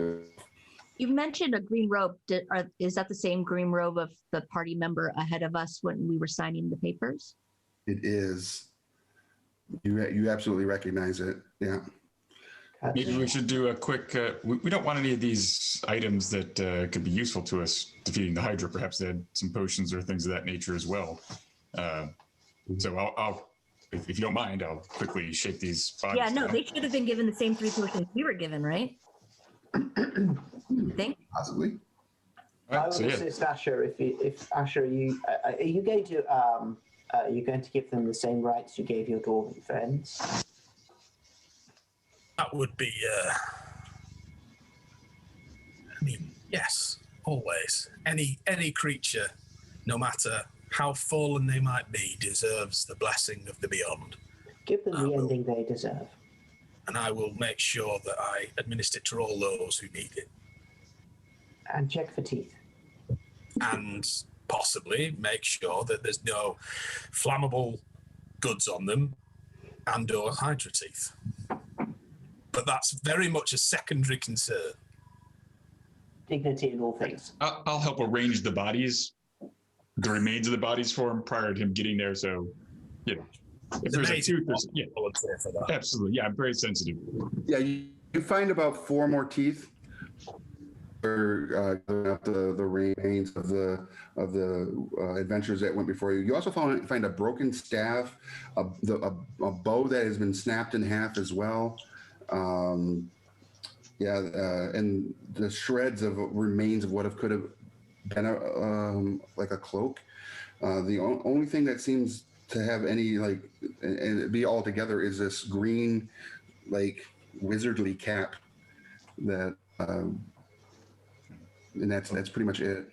It may have some kind of shake the blood off of it and kind of examine it a little bit more carefully. Right, when you shake the blood off of it, a rabbit literally comes flying out of the hat and lands on the ground and just kind of looks around and then zips off into the foliage. Interesting. Hello, friend. Goodbye,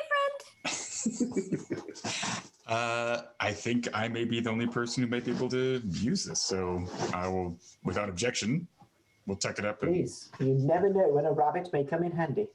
All right, I'll tuck it up and put it away, and say, you know, may the blessings of Beelzebub be upon you all, and let's go.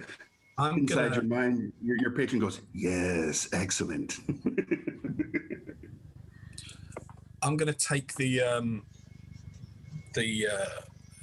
broken staff and the broken bow and the cloak and tear the cloak into strips and wrap it round the ends of the staffs and make more torches and kind of hand one round to everybody.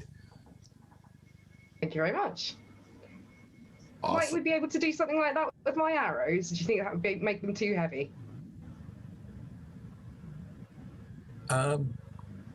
I think it sounds like a very good idea, but I think so. Okay.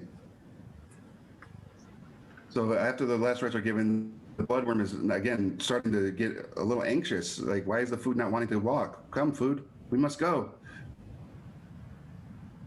I wrap a little of the material around a few of my arrows and suggest we follow the worm. Okay, when you do that, the little strips that you of the cloak that you wrap around your arrows, you can see them, but the tips are invisible to you now. Sure. But they're still there. You kind of feel, oh, they're still there, but where are they? They're invisible.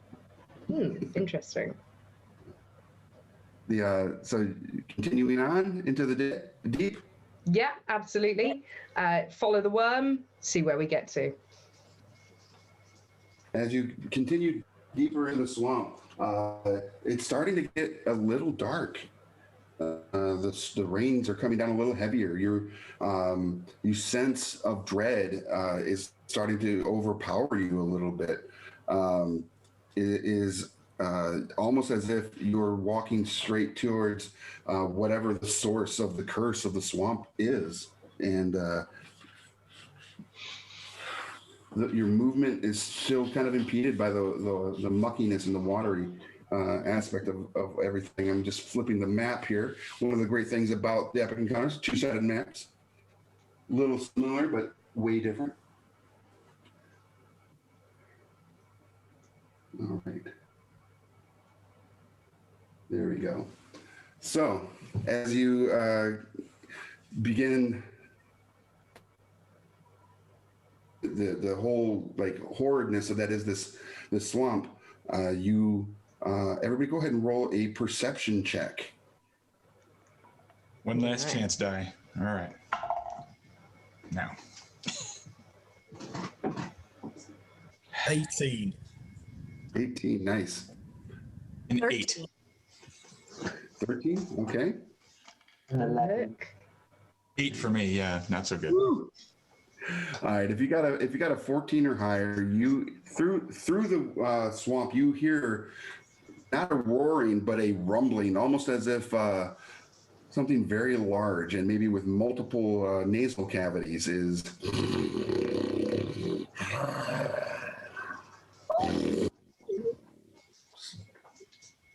But I don't know this. And the food, and the snake, and the little bloodworm becomes very rapidly encouraged to zip off into the distance. And you absolutely can track that it's the same place that the snoring is coming from. At this point, if I see the worm like really get agitated, at least, and go, I will cast Bark Skin on myself. Nice. At this point, because I think we're getting to it. Yeah. I'll say, oh, what a good idea. I do want to look like one of the natives. I'm going to use my mask of many faces to make myself look like maybe a little bit taller than normal goblin, but I want to look very goblin-y, like these bloodword goblins, if I can. Okay. Don't worry, it's just me. Everybody draws out on you. And the snoring sound continues. And as you hear that snoring sound, you can tell that it is affecting the swamp itself. The trees and the waterlogged trees that are sprouting up out of the swamp, maybe like some of the bark that might have still shown signs of life is starting to like become more putrescent and drop off of the branches. Yes. Nisha, do you think I can get you to set down one or two of those kegs here, maybe next to this log that I could maybe squat behind and use Mage Hand to levitate those things up? Yes. Thank you. We're close enough now to where. Does this look like good firm ground to fight on? That we're on? Not where you're at now. No, it is. Oh. It's quite mucky and stuff. And good you point. probably assume that there might be as you get closer to where the sound is coming from. It's about 200 yards deeper into the thicket. You can't quite see because it's just so thick with swamp foliage and overhead canopy and everything in the rains. So you can't quite see, but it is, you know where it's at. But I will say to you, as soon as we're ready to fight, I will place it down. But on our way, I think that we should pour our own individual rations of this stuff into these water skins. No? Yes. So we each have a little squirty bit. Also going to soak the fabric on the arrows that I've wrapped and grab a flint from the ground. Yeah, well, we'll prepare all of this fire stuff, but I will put the barrels down as soon as we begin to fight within range of you, Malachus. Can we see where the snoring's coming from? You can't see the source. You just know that it is absolutely 200 yards or so, based on your abilities to kind of gauge the distance of the sound in front of you through the swamp. It's relatively thick, but you can see that there is a portion of the foliage where it looks like the branches of the trees have kind of been bowed outwards, almost as if something has kind of traversed through the swamp, something very large. Cool. But Okay. it's not a straight shot. It's kind of like it curves, and you kind of, so that it doesn't like totally give away its spot, if you will. So I think we need to be a little bit stealthy about this. So I'm going to hone my Primeval Awareness and just see if there's any way that we can get to it without waking it up. So I close my eyes again and use my Primeval Awareness to see exactly where this beast is, and if there's anything other than just the Hydra. I say just. Yeah, that would be bad. So yeah, you're kind of able to like guide your thoughts and feelings, nature feelings through the woods, and it opens up, and you kind of feel like maybe you've connected with some sort of like avian creature, and it's kind of hovering over almost, and then you realize it's like a condor or a vulture, right? It's kind of like circling over. But what you see from above is a kind of relatively open space. There, in the Hydra itself has a small canopy, so you only see a couple of its heads, like two of them like laying on the ground, showing that it's asleep. And it's kind of laying in like this bed of flowers, oddly. Okay, I'm gonna go ahead and place the Hydra. That's interesting. Now, are just two of its heads sleeping, or all of its heads sleeping? You only see two heads. Okay, all right. And can I find a way around the best way to stand around the clearing for the party for it to hopefully see us last? Absolutely. You can see that there is a in this area and towards the Hydra itself, there is a small bit of a clearing, and it's not quite as wet as you would expect. However, around the Hydra and this like little mound where the flowers are, there is a pool, like some stagnant, like murky, stagnant water in that area. You can't really tell how deep that area, the water is. It's going to be on either side of the Hydra, that you, from what you can see. And like I said, you can only see two heads that look like they're sleeping there. And but the rest of it is slightly cleared. It looks a little stable from what you can tell. But again, you're looking from a little bit of a bird's eye view, right? And then you pull it back. Sure. Okay. So I just explained to everybody what I've just seen, and that there is a clearing. We should be not safe, but it's better than nothing. Okay. I think that perhaps although I'm usually an advocate for preserving our potentially valuable magical items, you may want to consume that potion that is supposed to bolster your courage. And Gil, I'm not sure if you'll have a chance to drink that fire breath, or if you need to, have it handy, or if it's better to drink it now. I have tied it to a cord around my neck, so I will grab as needed. Excellent, excellent. All right. Down the courage goes. I'll cast Bless. Probably on. I'm thinking I might leave Malachus out, as he has his own fairly powerful magic. So Nisha, Falconhoof, and Gil, you are blessed. So you get an extra D4 to add to the total of a roll as needed. Nice. And what is who is going to take the potion of courage?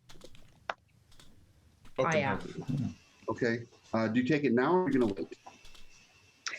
Do you know what? I'm going to keep it on me. I'm feeling good about it at the moment, but faced against all those heads, I could need it. This is as you approach stealthily. This is the scene. You're at the edge of the swamp proper, before the nest area, and you see, like I said, you see the Hydra sleeping off into the distance. You can see bits of meat or flesh leading up to its nest. If anybody were to guess, you'd think that it's had its full, and it's just now come back to sleep off the food baby that it's got, and is ready to. It's like after a great Thanksgiving feast. It's got a little tiredness to it. But yeah, so that's what you see right now, and you are now. I heard dwarves were loaded with tryptophan, so.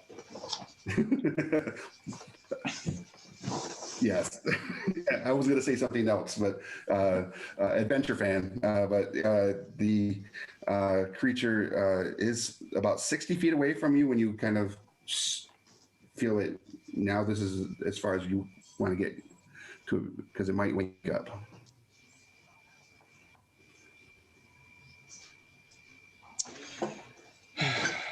I am not. Like to proceed.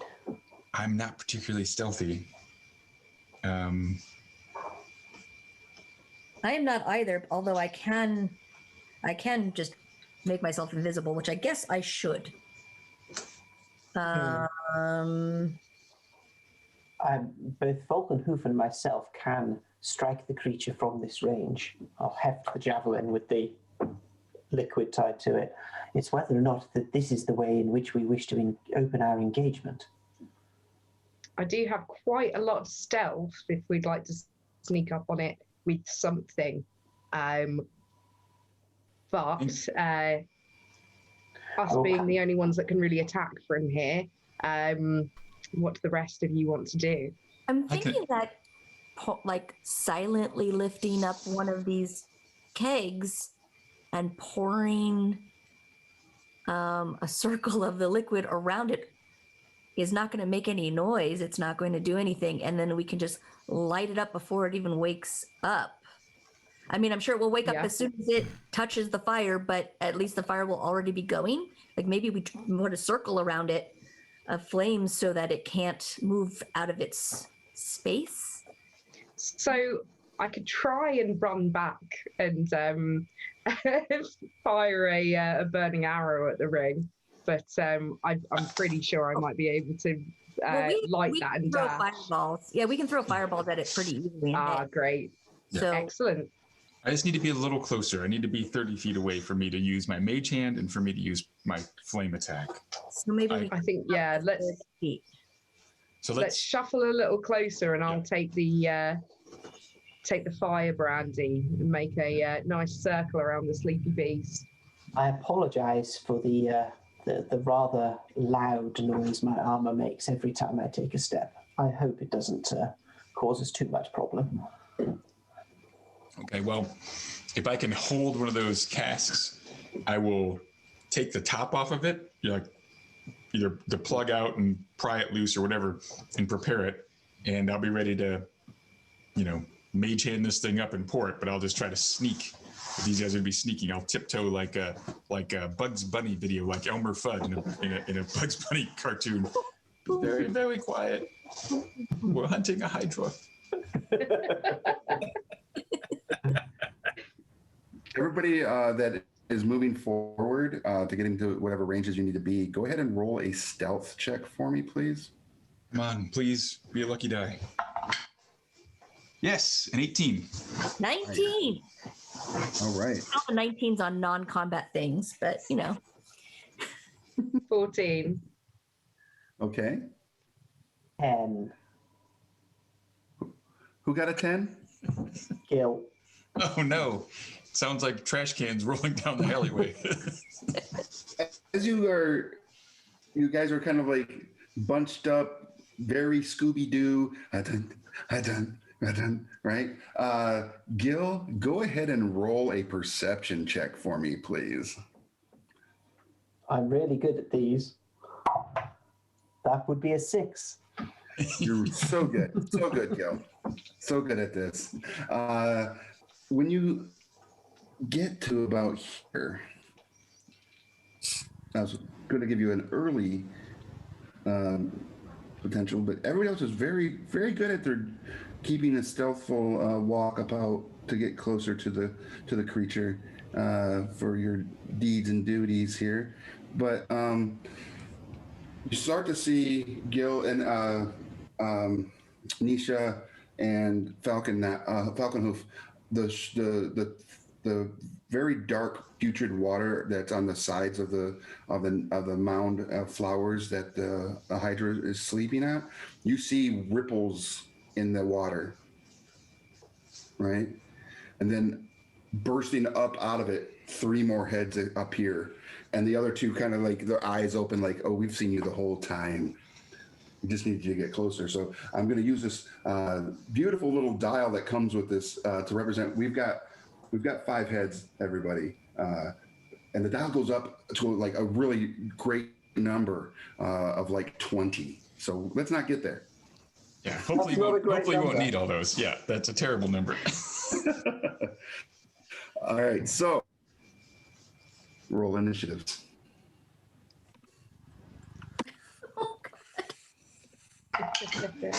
All right. That's good. I beat my last one. This time it's a 5. You got it. All right. Nisha, no. Nisha, I'm invisible at least right now. you are invisible. That is true. Falconhoof, what'd you get? 19. 19. Good job. Gil? 17. 17. Good job. Very good. Asher? Was that Asher or Malik? Yeah. Asher. Sorry, 11. 11. And Malekith? 20. Nice. Good job. All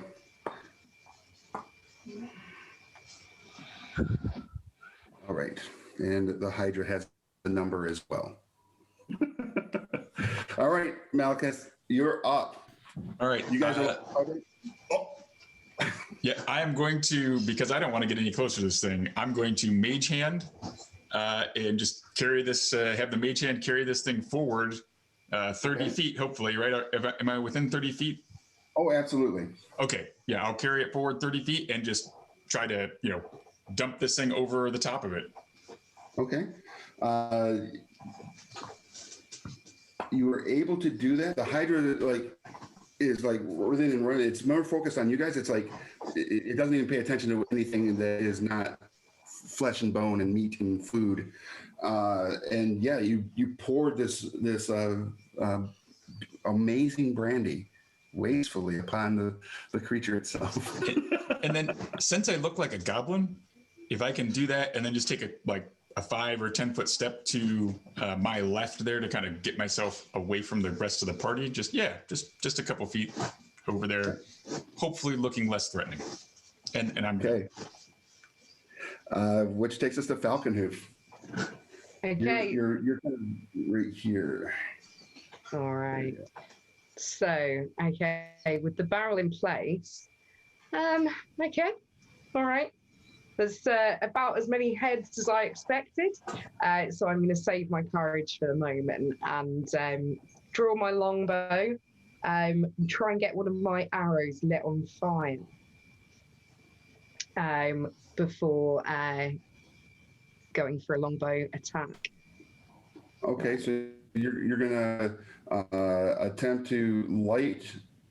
We're gonna go as a bonus action. You're gonna try to spark something to like flint onto your arrow so that you can pull it back. So you got your arrow kind of knocked, and you're striking something into and then pulling back to fire it off. All right. So Yeah, what we're gonna do right. is we're gonna go ahead and roll survival. Okay, Spark it because let's it's have a look. literally for you. It's literally a spark, pull, draw, fling. Right. If it doesn't work, That would be a nifty work. Nifty if I can pull it off. So what was it you asked me to check against on that one? Survival. Okay. Mhm. No worries. That should be an okay one.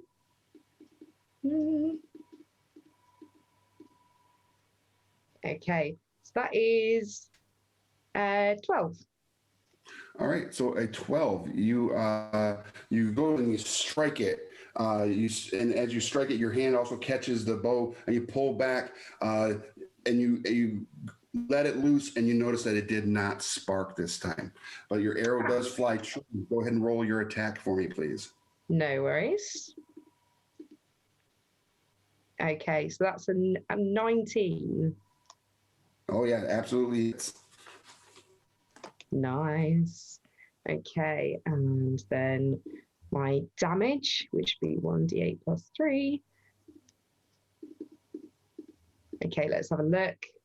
7 damage. And it strikes the main head, the center serpentine neck, and the creature kind of takes a sense of like, ooh, this might be a threat, or not. We'll Flank see. it. Which takes us to Gil. You are up. Okay. Can I just ask, the fire breath potion, like what's the range? How does that work? I'm a little unclear. Sure, no problem. I will tell you. It is. After drinking this potion, you can use a bonus action to exhale fire at a target within 30 feet of you. The target must make a DC 13 dexterity saving throw or take 46 fire damage on a failed save, or half as much damage on a successful one. The Okay, effect so afterwards. it seems like the plan is to throw the javelin, first of all, with the flask on, Mm-hmm. and then do the fire breath as to follow up. Is that okay? Yeah, and the effect ends after you exhale the fire 3 times, Wow. or when 1 hour has passed. Let's do that then. Okay, so I'm throwing my javelin, and I've got a bless Okay. on this, haven't I? So I get to add a You do. D4. Absolutely. Awesome. Okay, so that would be 18 plus 2 for the bless is 20, and plus 5 for the javelin, 25. Nice. That javelin does hit. Okay, so that does D6. 4 points of piercing damage from the javelin, and then I will immediately sweep the potion bottle from my neck and exhale over the creature. Okay. An enormous gouge of fire. And that's so yeah. For that, it's going to be go ahead and roll the 46. Tell me what you get. It would normally it does make it saving throw, but however, because it is layered in that brandy, it's going to take full damage of whatever you Okay, give it. so I rolled a total of 16 damage. Okay.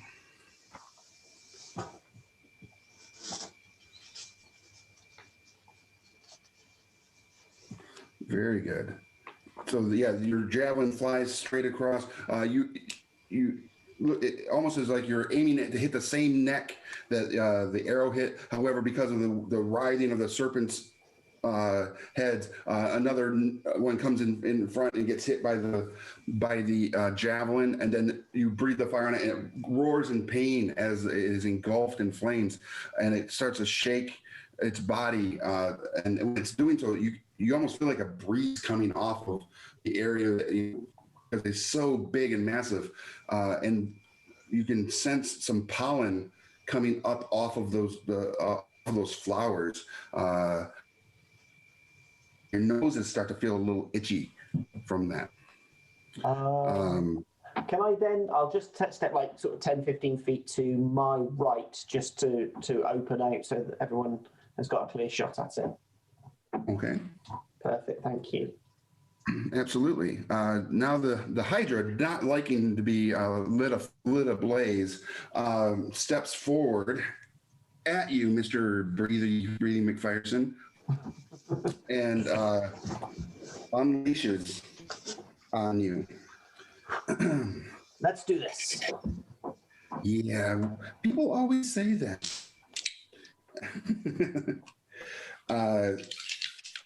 And three of its heads come darting at your persona, looking to rend you apart. So, what's your armor class? 18. Yeah, I hit you twice. Okay. You're going to take 20 points of damage as the 20. bite. Exactly and you start 20. to feel your body being pulled apart. I am on exactly 0 hit points. Okay. And then as it realizes that it's not going to be able to pull you out of your armor, it lets you go and your body slumps to the ground. I will slump. But because it did take fire damage, it does not regenerate anything. It's still got all that beautiful damage on, and there's still bits of fire licking about its massiveness. Asher, you're up. Okay, I am going to sprint to the side of Gil. All right. And immediately cast Cure Wounds at second level. Nice. So that will restore 15 hit points. 2d8 plus 3. You're better already. 15 better. You lay your hands upon him. You cast your spell. You see some of the wounds stitched. You feel your waning life force return to your body. You're still really sore as you realize that there are maybe a couple teeth were loosened into your flesh, and they pluck those out. Perhaps I should have used lay on hands after all then. Which now takes us to Nisha. Is this Hydra still engulfed in flame? Like, so when the flame hit it with all of the brandy on it, did it do the damage and go out, or is it still flaming?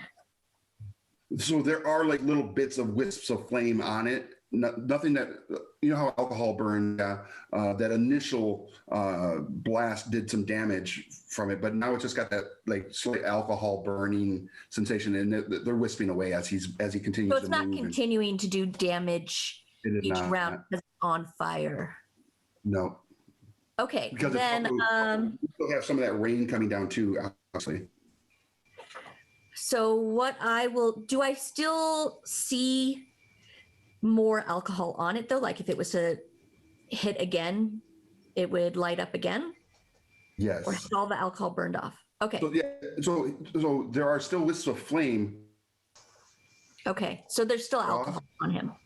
Yeah, yeah.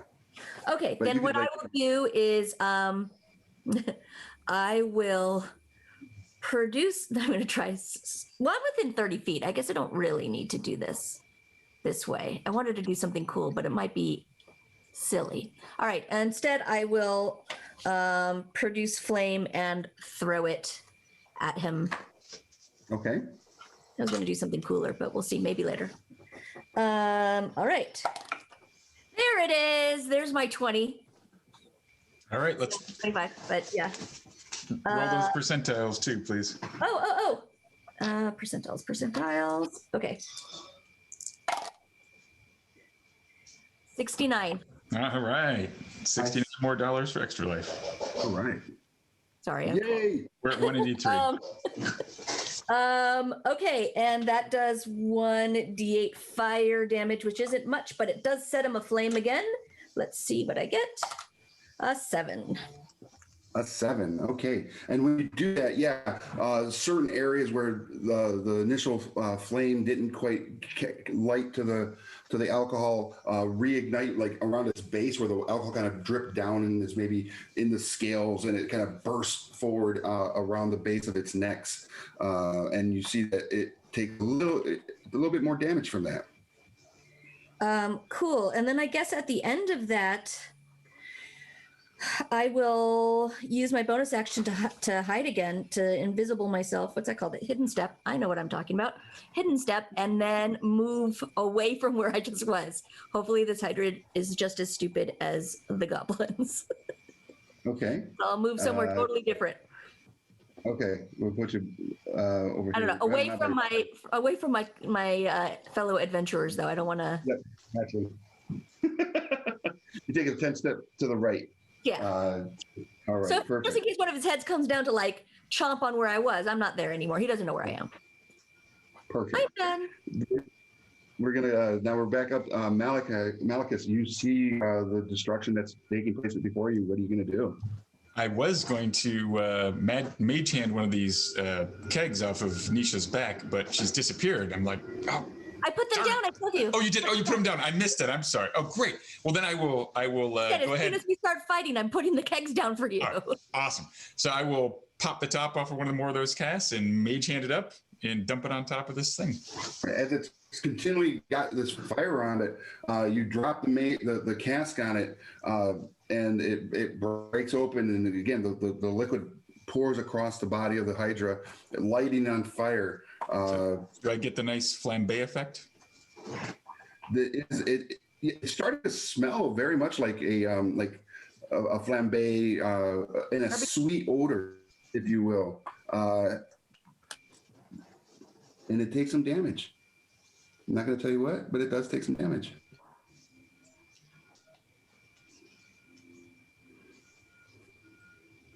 And there we go. I'll step another 5 or 10 feet to the left there, so I can kind of just, trying to make it a little bit harder when it rushes forward to get me. Okay. Which takes us to Falcon Hoof. All right. I'm gonna crack into that courage, I think, now. It's time for the courage. And I'm gonna reattempt that trick with the burning arrow. Hopefully I can get it in the eye. Okay. You pop the top, you take it, you drink it. It tastes, like I said, has the same kind of viscosity of aloe vera. It's very thick. But as it goes down, you feel yourself a little bolstered. You're going to have 10 temporary hit points. And you also, hold on just one second. I want to make sure I get because I'm putting a little bit more to this than what you normally get.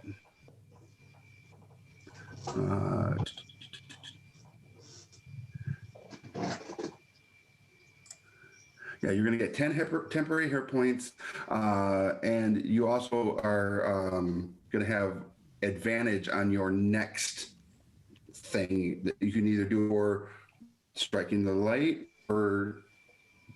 I will take it on...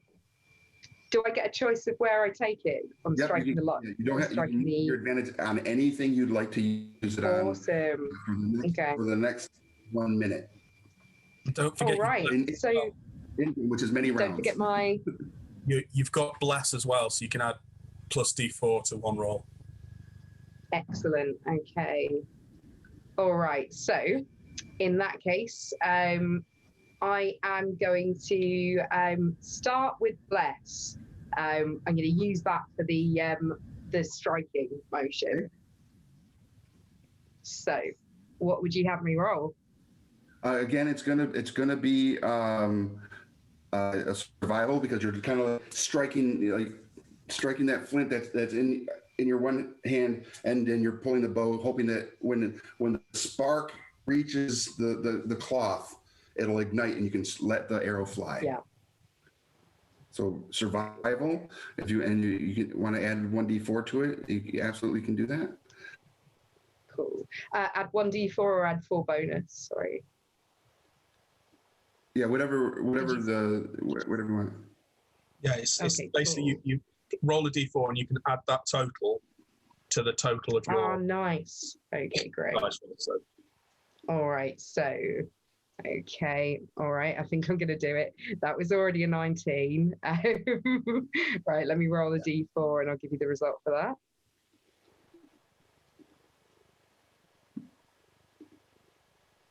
Okay, and that was a 3, so 22, I believe. Yeah, you absolutely strike and pull. Now that is just meaning that you're able to do that funny little like hand trick to light that arrow. Now roll to see if you hit it. Excellent. This is where you and, might want to roll it. I want to use my advantage here. So how many bonus does that give me on this? So what you're going to do is you're just going to take 2d20, roll them both, whichever one's highest. Oh, excellent. Fair enough. All right. Okay. So I got 22 on the highest roll there. That is a hit for sure. Right. So 1d8. Okay. And the damage is 11. Nice. So that arrow flies true, hits the same as a serpent's, the head of the Hydra are kind of all coiling about. It hits the center head again. A little splash of flame explodes from the arrow striking it, and the head, the eyes go from this black, inky appearance, and they roll back in its head as the neck falls forward. I'm going to reduce it by 1 on this dial for everybody. There we go. We're down to 4 on the dial. 4 heads. I got one. Good job. First blood. Now, when that head hits, more of that pollen kind of like leaches up into the air and around the entirety of the party. I need everybody to go ahead and roll a save, a Constitution save for me, please. before, Oh, is there any no. chance I could cast a spell before it gets to us? It will not, because it is not your turn, sir. I I appreciate your attempt. I mean, but yeah, sorry. Everybody go ahead and roll a Constitution check, please. 14. 13. Uh-oh. Not so good. Yeah. Hard 15. A 7. Okay, if you got if you rolled a 13 or higher, you're fine. You might sneeze, your eyes might be a little itchy. If you rolled under a 12 or lower, you are to take 2 points of damage, and you are now poisoned. Uh-oh. Uh-oh. And you'll be taking poison damage every round until you resist it. Except for, I guess, paladins still have that, immunity to poison. So yeah, 2 points of damage. If you did not make your save. And I did not. Because I'm rolling appallingly tonight. But now that takes us back to the top with Malachus. All right, so I'm taking 2 points of damage as the top of the round. Is that the deal? Yep, and you're gonna roll again Okay. for a save, and you want a 13 or better. Come on. 14 with and then my bonus of 2, so yeah, 16. Perfect. Yay! All right, so I'm down 4 more hit points in total. All right, got it. And is this thing flaming, or do I need to hit it with some flames? Would that be helpful for it? There is some little, again, there's little flickers of flame around like the center head. As it landed, some flame kind of like licked across its back, but it also extinguished the majority. So there's very little bit of flame left on it. Yes. Well, then, you know what? There should be one more keg of brandy that's on the ground. So I'm going to go ahead and repeat what I did last time, and then step forward. Step forward about five, forward and to the left, 5 feet to the left, 5 feet forward. Because I think next round I'm going to do a burning hands or something out, so I got to be a little closer. So I'll just dump the brandy in there. Okay. And the brandy does fall upon it. It almost looks like it extinguishes some of the flame as the moisture hits it. But as it kind of leaches down across the front of the creature, some of those little licks of flame that were still there and avoided by the rainfall reignite it, and it again, like a fireworks on the 4th, from the brandy, and it's going to take some damage. Let's see what happens. Hydra flambe. All right. And you can hear the snapping and the popping as the flesh on this creature is beginning to really show the signs of the burning parts of it. And as it licks up, another one of the heads falls to the ground right in front of you. All right. So it's down to three heads. And that's it for you. Now we go to Falcon Hoof. All right. Okay. I don't fancy getting any closer. And I don't fancy any fancy stuff now. I'm just going to draw my longbow and give it a go. All right, so let me go ahead and give you one little thing, because I have reviewed your character sheets. You do have an ability I think you might want to try. I'm not. Now, is that going to be Colossus Slayer, or is it going to be Favored Enemy? It has something to do like a Hail of Thorns. Ah, that one. Okay, yeah, this one will be cool. Okay. All right, and see if I can pull this off. You don't have to keep it down. You can wait. I'm just saying it does exist. I know that you got your character sheet just before the event, and you may not have been able to look over it fully. So. So yeah, let me try that one. I take it it's just the usual to go for my longbow to see if it hits true. Yep, you're basically bonus action casting Hail of Thorns. Your next arrow attack is going, when it hits, it does a thing. All right. Okay. Sure. Let's have a look. Okay, that's a 19. Yeah, that's a hit. Okay. All right. What next? All right, so read what Hail of Thorns does. Go ahead and tell us what it does. Sure. Okay, so this one allows me to do a little bit of extra to this. So Hail of Thorns, the next time the creature is hit with a ranged attack, this creates a rain of thorns that spouts from the arrow, rains down onto the Hydra, and each creature within the target and 5 feet of the target may be damaged by this rain of thorns, but it'll hopefully do some extra damage to the Hydra right there. Perfect. And what is the damage? Lots and lots of stabby from the sky. So what does it say it does for damage? Okay, so it does 1d10 piercing damage if it doesn't save it. Okay.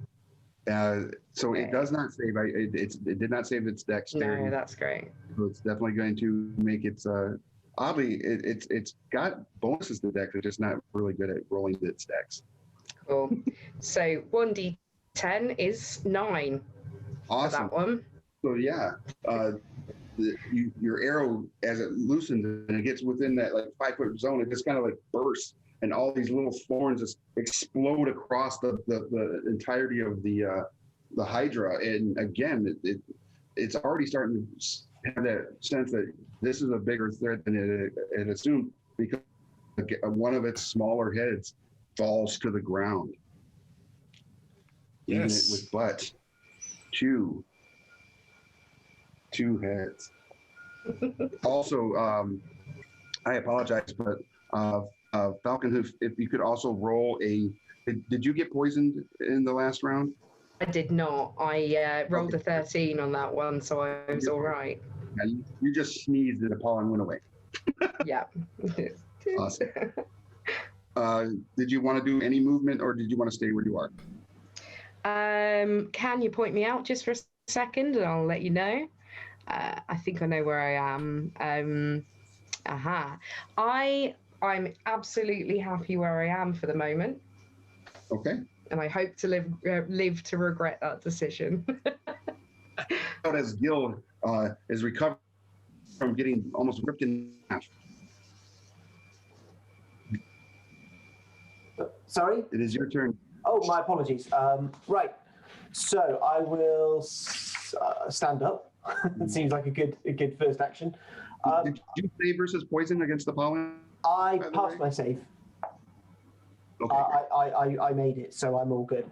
I'm going to use an action to do. I press my hand against my chest and utter a small prayer. I'm going to heal 5 of my missing hit points back with a lay on hands. I'm going to nod at Asher and say, "I thank you, my friend." And then, as my bonus action, I will release my second fire breath into the Hydra. Okay. And you breathe, as you like stand up, you breathe up into him. Yeah. Nice. It's literally lurched over you and your companion. Just makes it an easier target.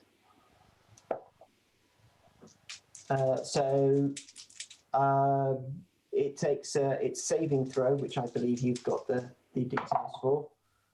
And the fire, not as good a roll as it was the first time I did it, but it's still 12 points of fire damage. Okay. Very nice. Yeah, you belch the flame forward. It engulfs the neck that it looks like it's about to come down upon you, and it just singes it really good. With all the other damage it's already taken, it singes real good, but it still seems hungry. Okay, and I've got 1 breath left, haven't I? You do. Excellent. However, the 2 heads that are left, one of them is going to come back. The one that you just breathed on is coming down upon you. Okay. And the other one is coming down upon that tiny morsel, that wee tiny morsel right next to you. AC 19 on you, Gil. And okay. wee I will tiny. use my reaction to protect Asher, so the Hydra will have disadvantage to hit him because I'll shield block. Ooh, lucky. 12. Does the AC 12 hit you? I don't think so. Does not. However, 19 definitely hits me though. It definitely hits you. That is true. You're going to take 10 hit points of damage from that bite. Okay. And it kind of does the whole like rag shake as it bites you, kind of getting its teeth in there. And when it removes its maw from you, you notice that you do have another tooth has launched itself in your. As it's shaking me from side to side, I'll just shout, "I think it's getting time!" Asher, you're up. Okay. Well, as it as it uses Gil like a dog toy, I will I will take my the flask with the brandy in, the whiskey, and I will put a little kind of twist of cloth in the top, spark it to life, and throw it up for one of the heads to catch like a Molotov cocktail. Sure. Go ahead and roll an attack at advantage with that. This sounds fun. Thank you very much. That is 2 16s. So with that, so that's 70. Yeah, absolutely. As you throw it up, and it's got that little Molotov cocktail flame going. The head that did not bite your companion, but the one that was coming at you, does that quick reactionary snap and grabs it in its head, in its mouth. When it does, it loosens all that brandy into its mouth and into the fire, and it just explodes around its head.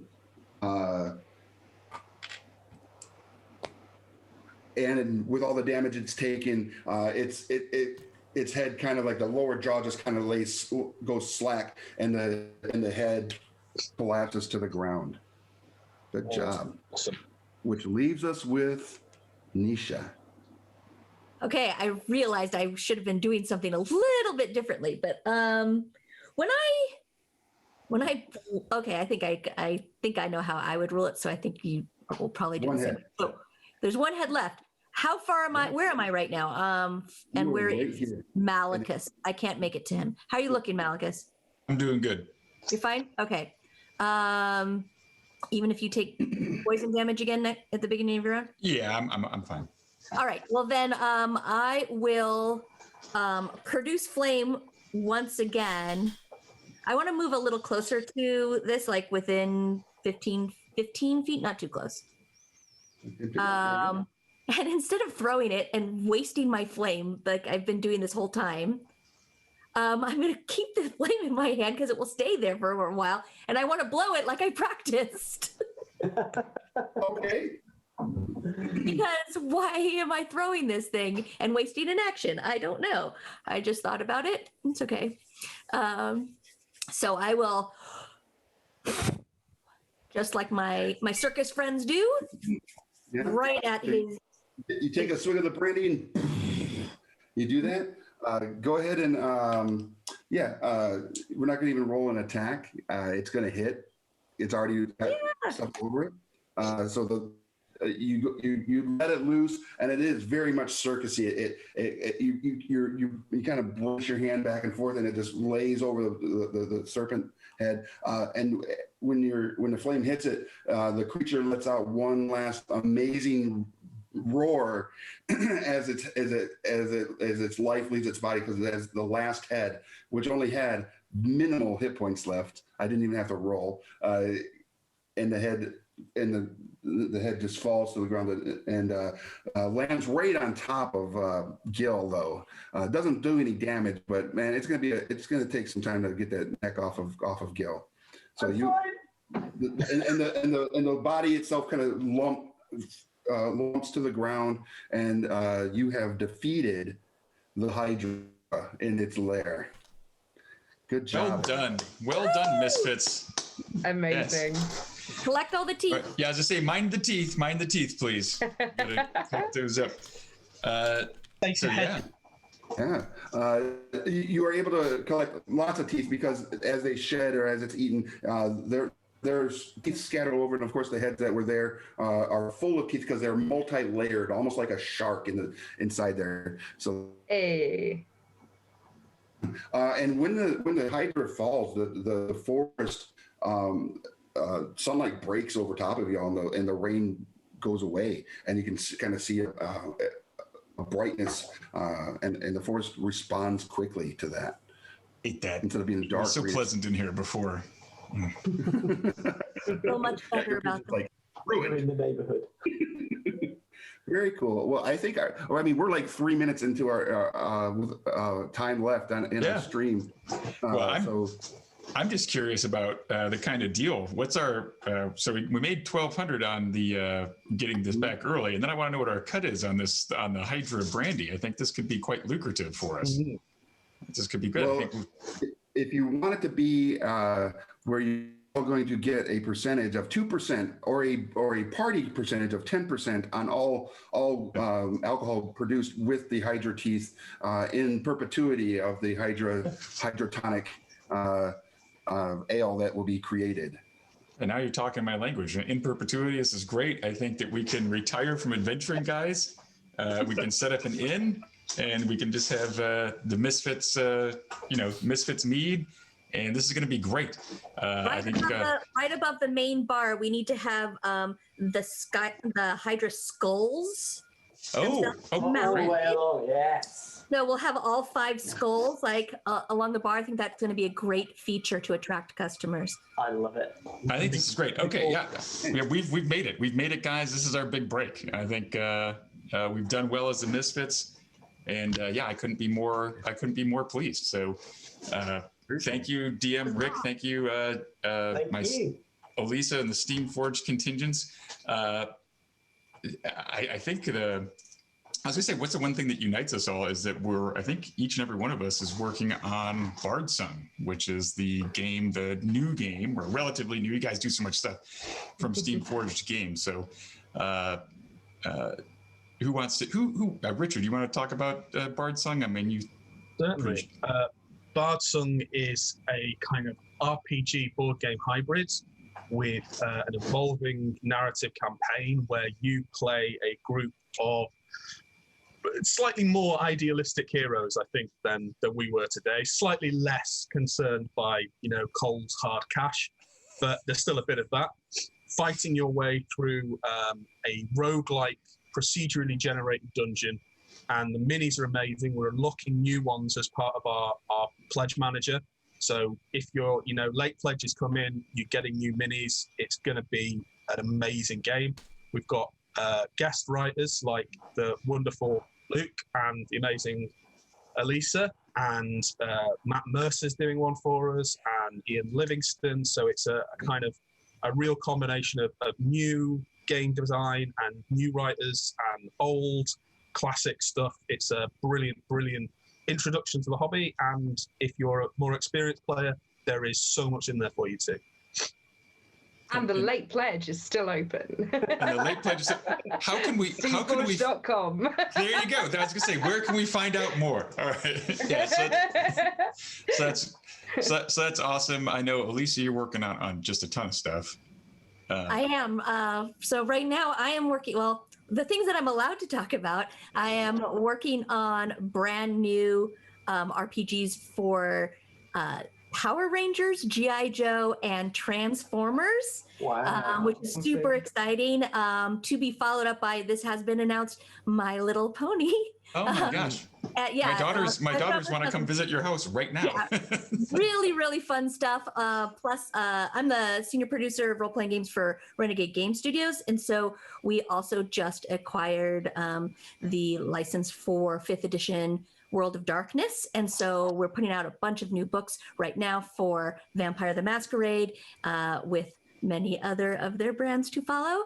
And that's all I'm really allowed to talk about just yet, but a lot of really exciting stuff that's keeping me very busy. Asked about Mage, you're not allowed to tell me anything.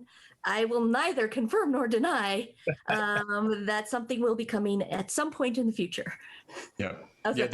The Dresden books always struck me as his Mage campaign. That's exactly what I mean. As I read them, I was like, this has got to be his home Mage campaign that he made into a book, right? Which were great books. Hashtag Ventrue for life.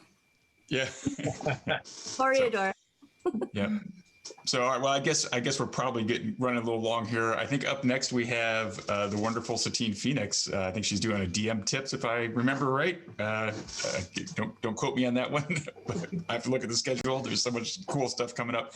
And then tonight I'm going to be playing Cyberpunk with Maximum Mike Pondsmith, Matt Lillard. The whole team Monster is going to be there. My friend Beast will be playing, Jason Acevedo, Too Tall from Monster Fight Club. It's going to be a great time. Nora Ibrahim as well. So please stay tuned. Kick back, grab a snack. We got plenty of great content come forward. And thanks everybody so much for this game. I had a lot of fun. That was awesome. Bye, everyone. Bye. Yeah.